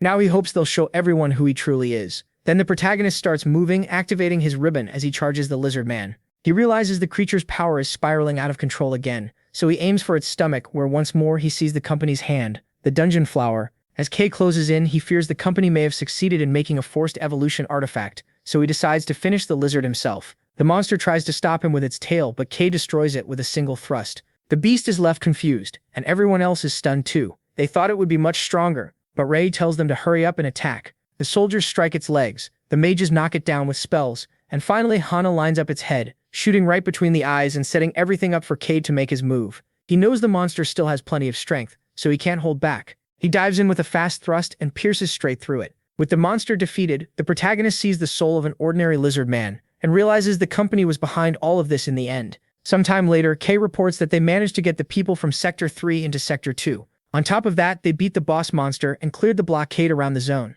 But Jack doesn't seem very interested, which confuses Kei since he looked invested before. The merchant only wants to know if they met the people from the Ark. Kei says yes, but they still haven't been able to speak with them. So Jack nearly orders him to make sure they demand a great reward for everything they've done if they want his help to continue. He sees the survivors as future customers and figures that even if the Ark falls apart in the end, he'll get his investment back through Kei sooner or later. So he sits comfortably like a king inside his train, and Kei can barely stand his nonsense. He keeps talking only because he needs to ask one very specific question, and the moment Jack hears the name Meteor of Calamity, he nearly spits out his soda. He instantly remembers promising Kelly there'd be no bad blood between them, but Kelly isn't joking around. There's a tyrant out there pretending to be him and using his sword. Jack apologizes for the mess, but quickly says he has no idea who owns it, now since he auctioned it off on the black market. With that, Kelly realizes he won't get anything else useful from this talk, so he simply ends the call. Then his attention shifts at once when he notices chaos nearby. It looks like a fight is about to break out, and no one wants to step in. They're all just watching from a distance, so Chaos walks over to see what's going on. There he finds the fake Chaos standing over a man in armor, beaten so badly he's barely recognizable, kneeling on the ground. Unlike everyone else, Hearts makes it clear that for his crimes, Hearts says the only payment left is his life as he draws his sword. He pulls out the meteorite sword and swings to kill. Then right then, the real Kei shows up and Heart freezes in fear. He tries to say something back, but Kei just keeps walking toward him, pressuring him without saying much. Hart asks what he's supposed to be, and K doesn't even bother being polite. To him, this guy is nothing but a cheap knockoff. Everyone is shocked to hear the blonde one called the fake, though because of how brutal he was, nobody had fully believed he was really K. Face to face, the real one sees someone even filthier and more full of himself than he expected. While the others rush to help the injured man, Hart only seems more amused when he hears K's name, and he charges straight in. K blocks the strike, and the clash sends out a huge shockwave that makes everyone nearby tense up. K quickly realizes this isn't just some copycat, the guy is strong too. He slips past heavy attacks to take position and thrust down from above. Again he's blocked, and that makes K ask who he really is. But the blonde man keeps up the act, and the two fall into a savage exchange. They keep trading blows until they end up face to face. Then the soldiers cut in, aiming their weapons and ordering both of them to stop. If they keep going, they might kill everyone there. K complains that the weapons are only pointed at him, and the guards answer that they only know one K. Still, the proto insists he's the real K. Not far away, two girls guard a door and gossip about the two Ks, guessing the second one has to be the fake since the other one has the sword.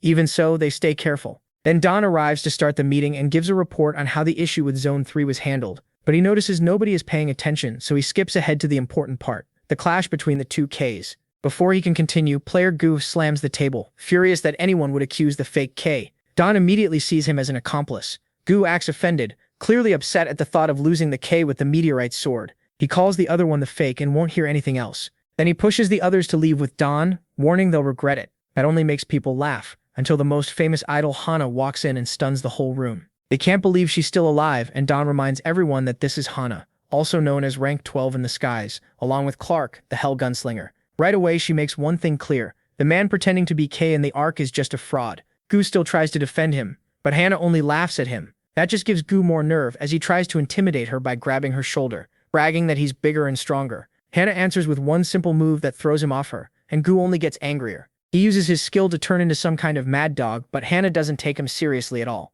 She presses her infernal revolver right to his face, and the wolf recognizes it at once. He starts shaking when she pulls the trigger, but flowers come out instead. Hana figures the guy is just a huge coward, while someone else walks in complaining about how annoying things have been lately. That newcomer keeps grumbling about how bothersome everyone is these days, and Don lights up, happy to see his leader Ling Ling finally back. Backing up a little, right when Hana almost sent Goon to the other side, the proto watches the mess in confusion. Seeing the fake K is just a bad captain in a world where money and status mean nothing, and where people survive only through players. That's why losing so many in those massacres is a terrible move, especially since most players there are only around 10 to 20 years old.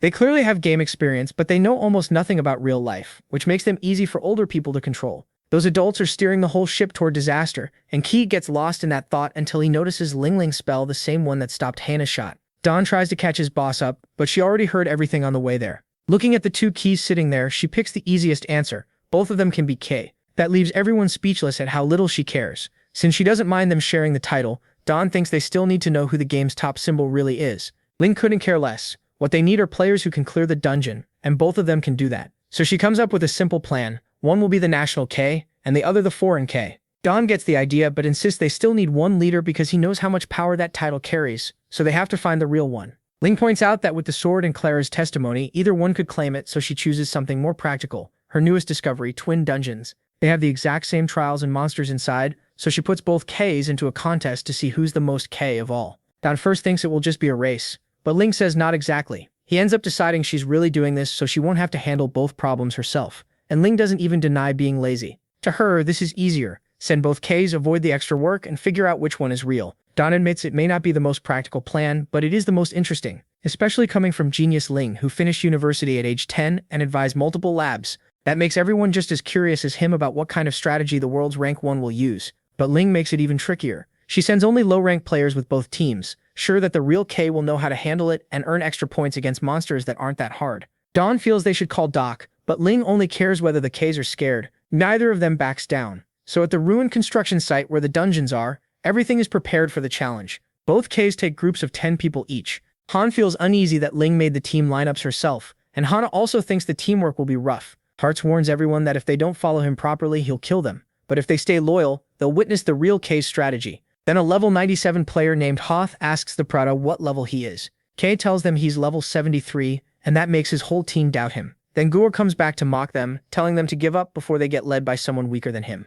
But Hoth still trusts the stranger after seeing him stand evenly against the other K with a level that low, even if Guar insists his own K wasn't trying in that fight. In the end, Hoth lets him go and says if they meet again, he'll buy him food. Meanwhile, K scolds his pets and hopes they won't do anything pointless. When Hoth asks if they're ready, the Prota says they'll leave in 3 hours, and everyone is horrified by that crazy level of confidence. At that rate, they'll enter at night, when the monsters get buffs while the other team is already prepared. K stays calm, sure that in this place everything depends on strategy. After a long wait, night falls and the Prota finally leads his team into the Dark Ruins dungeon.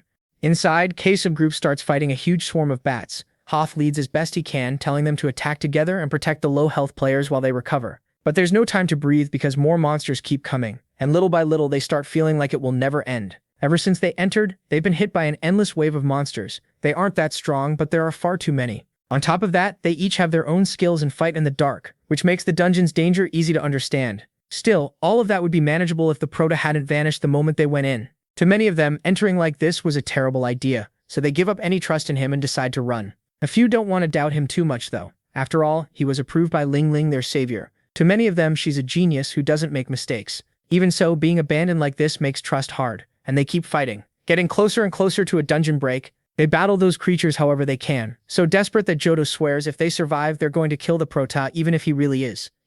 Time passes and everyone is completely drained. When they're almost out of strength, they see another horde rushing toward them, and they finally think this is truly the end, until out of the darkness the Prota returns and wipes out the monsters in one move. That only makes everyone even angrier. They're furious that he left them there to nearly die, with barely any time left before the dungeon ends. But K simply tells them to hurry. There's still one more step left in his plan. They follow in total confusion through quiet halls until they realize where he's taking them, the final boss room. A lot of them get mad when they see that because they're completely exhausted, but the Prota calms them down and says they only need to wait outside while he goes in alone. Nobody thinks that's a good idea, because with a level that low, they're sure he'll die in seconds. Meanwhile, K looks at the huge level 95 multi-headed bat he has to fight, and he knows he has very little time, so he has to end it fast. Excited, he throws himself at the monster. Outside, the others can only hear the chaos coming from inside the room. Then the system sends an alert. A dungeon break has started. Everyone assumes they're dead, and braces for the worst. But after a while, they notice nothing else is happening, so Hoth decides to open the door. There he finds K waiting with a wide smile. The final boss is already dead, all thanks to the Protoss restricted mark strategy, which uses the timing of the dungeon break to take advantage of the short window and stop the boss's regeneration.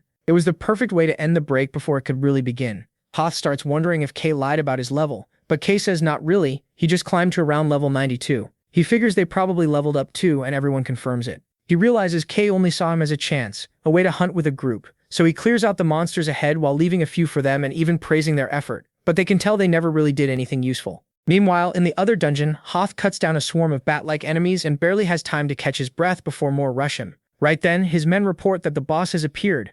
Annoyed by the interruption, Hoth answers by going all out in a fight that ends fast. A single slash pierces the monster. He wipes them out with ease and gets praise from his fans, well soldiers who cheer him for clearing the dungeon in just 11 hours. Gru is the biggest suck-up of them all, while deep down Hoth hates every one of them, thinking he would have finished long ago if they hadn't slowed him down. Still, to keep the act going, he has to keep copying Kaveh's style. That's why he fought alone from the start and threatened anyone who tried to interfere. He thought charging in solo against everything was the real Kaveh's style. Even so, it took longer than he expected, and he still can't stop comparing this fight to the one he had with the protagonist, who actually kept up with him, something he still can't accept. He refuses to believe someone who only recently left the labyrinth could fight like that, and even thinks that if that guy had shown up earlier, he might have ruined the whole plan. If that really is the real K, the scary part isn't his current level, it's how fast he's growing. But Hoth quickly pushes that thought away. Even if it were true, that guy is still a rookie right now, and with that level gap, there's no way he'll finish before him. Hoth is sure he'll keep the name K,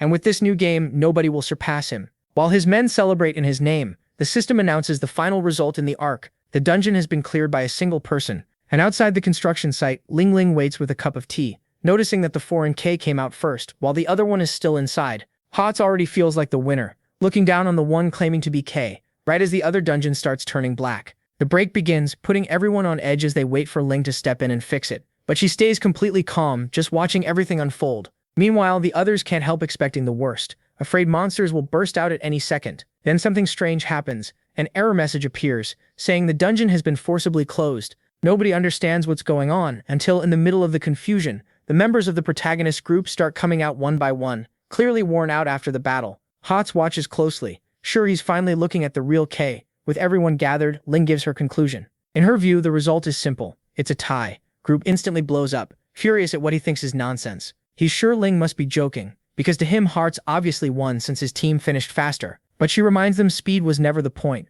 What really mattered was who used K-style strategy better, and from her point of view, both sides proved they could do it. Still, she makes one more thing clear. While the foreign team came out almost the same as when they entered, the national team came back much stronger, with their levels rising a lot inside the dungeon. That makes Gru suspect cheating, an accusation that annoys Ling. She makes it clear she sees no problem with the result. To her, a tie is the fairest answer, but Hoth refuses to accept it. His men start demanding a rematch, which only worsens Ling's mood since she wants the whole thing over with. Still, when she sees Hearts has no plan to back down, she gives him one last option.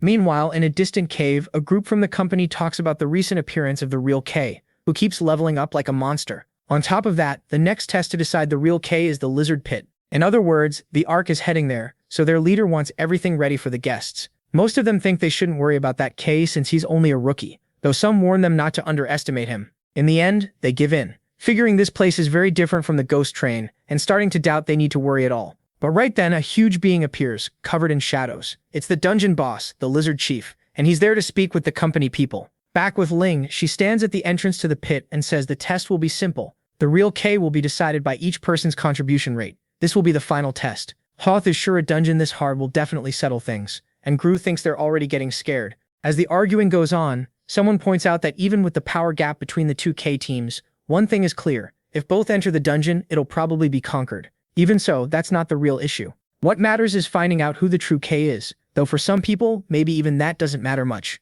At the same time, K tells Han not to follow him, because his level isn't high enough for what's coming. That means Daezu won't enter either, even though his loyal follower insists on going. Still, K ends up with several players who decide to follow him. He's not fully convinced they're doing it because they believe he's the real K. It feels more like they want to see how all of this plays out politically. Just like Han, who probably still thinks the protagonist is lying. That's exactly why K can't let someone like that keep pretending to be him, especially now when the wall is already close to collapse. So he decides to expose him. At that moment, Ling calls everyone together to organize the raid. The first thing she makes clear is that the two K groups must not cross paths at any point, and to reach the target they'll have to pass the Ark's border and head straight for the dungeon zone. Hoth thinks that sounds simple, just attack head-on, but K corrects him, because this dungeon already had 2 breaks before reaching rank C. That means traces of both are still left behind. Even so, the group moves out. On the way, Hoth explains that the lizardmen aren't random monsters. They're organized, they move in formations and react like an army. So if they advance straight at them, the most likely response is that they'll send troops toward the Ark.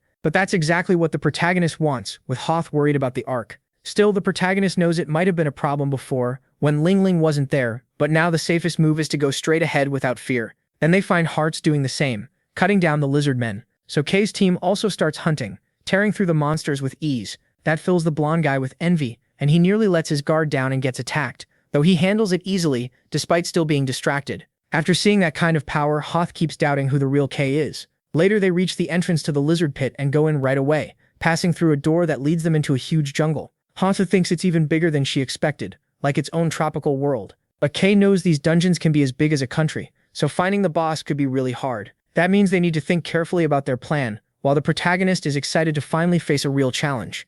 On the other side, Ryo asks them to head for the lizard cave camp. Kak is surprised there's already one inside, but apparently Link set it up while scouting earlier, so Kak agrees to go. Meanwhile, Hearts chooses the opposite direction, and the protagonist is surprised by how confident he is, like he's done this before. Hearts only answers with a cold look, making it clear he doesn't want anyone in his way. Hana worries about letting them go alone, but Kak feels it's better this way. He knows they're dealing with a very strong player, so strong that in a direct fight they might lose. That's why he lets them do as they want. Even so, he hasn't given up on the challenge, and knows they have to keep moving even without a clear plan, so they keep going, with Hoth and another player confused about why the protagonist gave up leadership of the expedition, and doubtful of him, just like they doubt Hana is really Clark. Ryo smiles when he hears all those questions, thinking that makes sense, since even he doesn't get the point of going to the survival camp, which sits in a strategic area with barely any monsters, and was only made by Link as a place to rest. But just before they arrive, Kaka stops and activates his Rian, then asks Ryo when that place was built. Ryo says it was made a week ago, and no one seems to have been there since,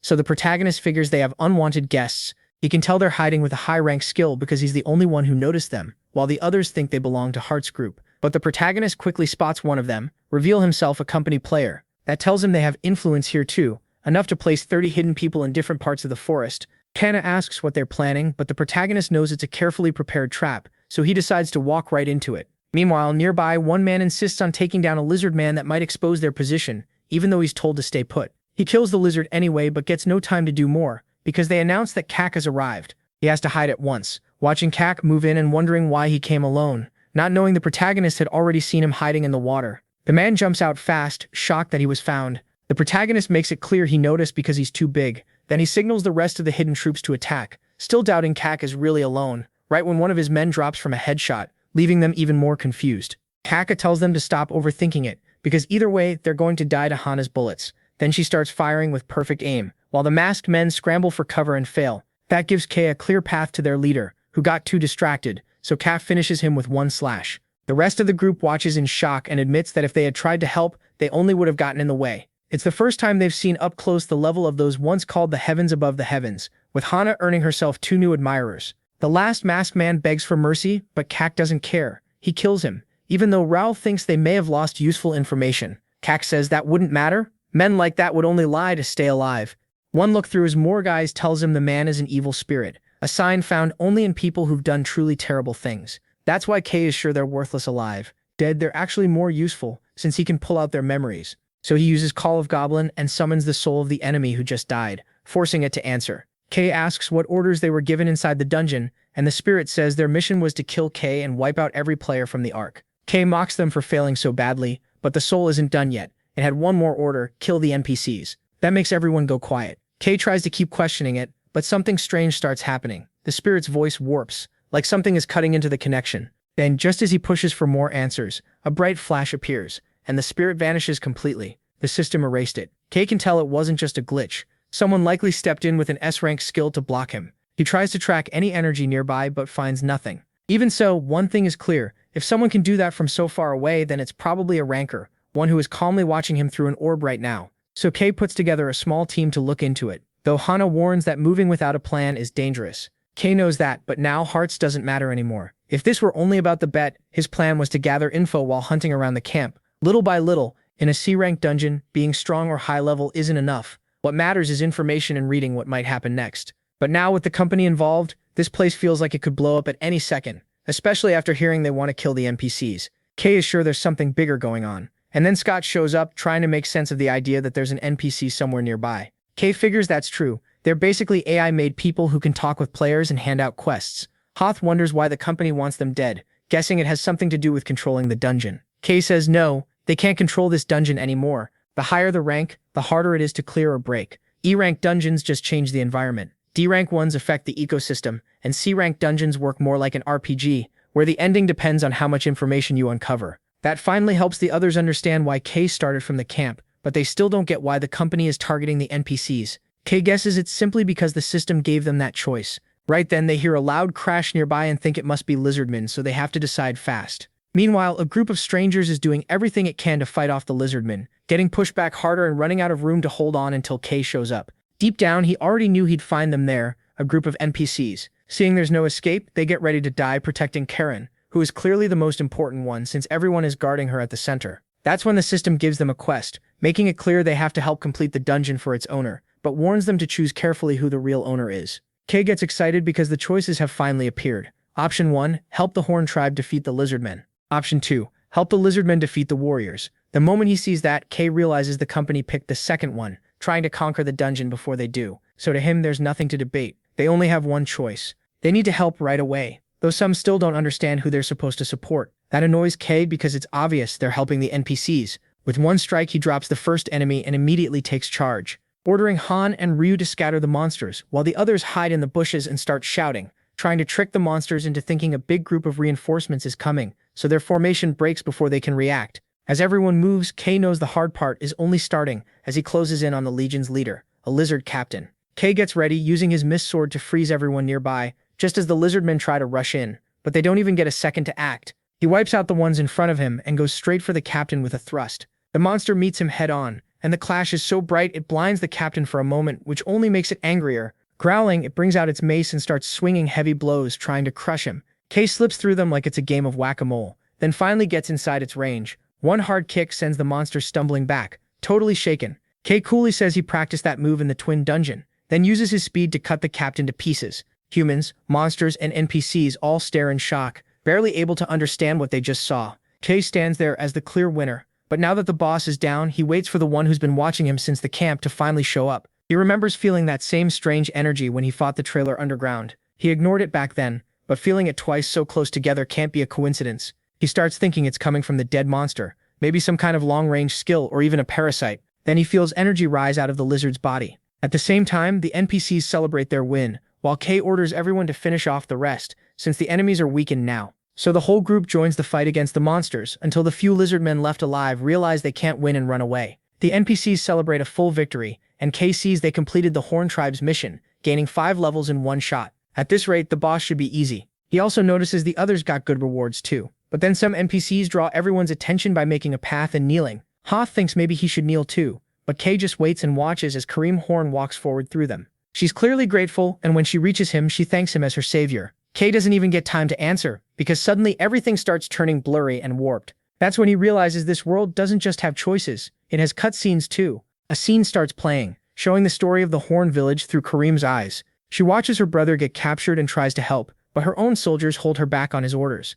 He told them to take her away so she could grow stronger, and the group flees by force. Kareem can only look back at her burning village and swear that one day she'll return to save her brother. From then on, she spends all that time training as a priestess until she finds a prophecy, saying that beyond the land of the lizard men she'll find a hero. Holding on to that hope, she sets out on a long search for him until everything snaps back to the present. Kay wakes from the cutscene with the others, and Kareem asks the heroes to save her tribe. Then the system gives them a new quest, save Horn Village and its leader Ogonic, within 24 hours. It makes clear that the leader is key to clearing the dungeon, so if he dies, the difficulty will rise even more. They have to free him from the seal keeping him trapped. Even though they can accept or refuse, Kay instantly understands what saying yes means, because at that moment, his group's fate would be tied to the Horn Tribe. If the lizardmen win and turn them into servants, his team will end up the same way. Still, he doesn't really need to think it over. He won't side with monsters against humans, so he accepts the quest and binds their fate. He remembers that in the cutscene, humans captured the leader, so he figures it's the company. That makes this a perfect chance to draw them out, and the one still hiding. He wants to meet that person soon. Meanwhile, at the company's hideout, that mysterious watcher notices Kay looked back at him. Later, he asks for information on the Horn Tribe, which seems weakened. Its leader sealed and its warriors scattered. Someone guesses victory should take a day, but the white-haired man orders them to gather all the lizard men. His assistant doesn't think that can be done, but one threat is enough to make him obey out of fear. He's told to make it happen within half a day, and also to handle the trigger and the start of Phase 2. Season Finale, Chapter 70. Hope this made your day better, gave you a smile, or at least kept you company. If it did, please leave a like, a nice comment, and subscribe if you haven't yet. I'm posting updates on Instagram too if you want to follow there. You can also check out more videos here. Thanks for everything, I appreciate you all. Bye.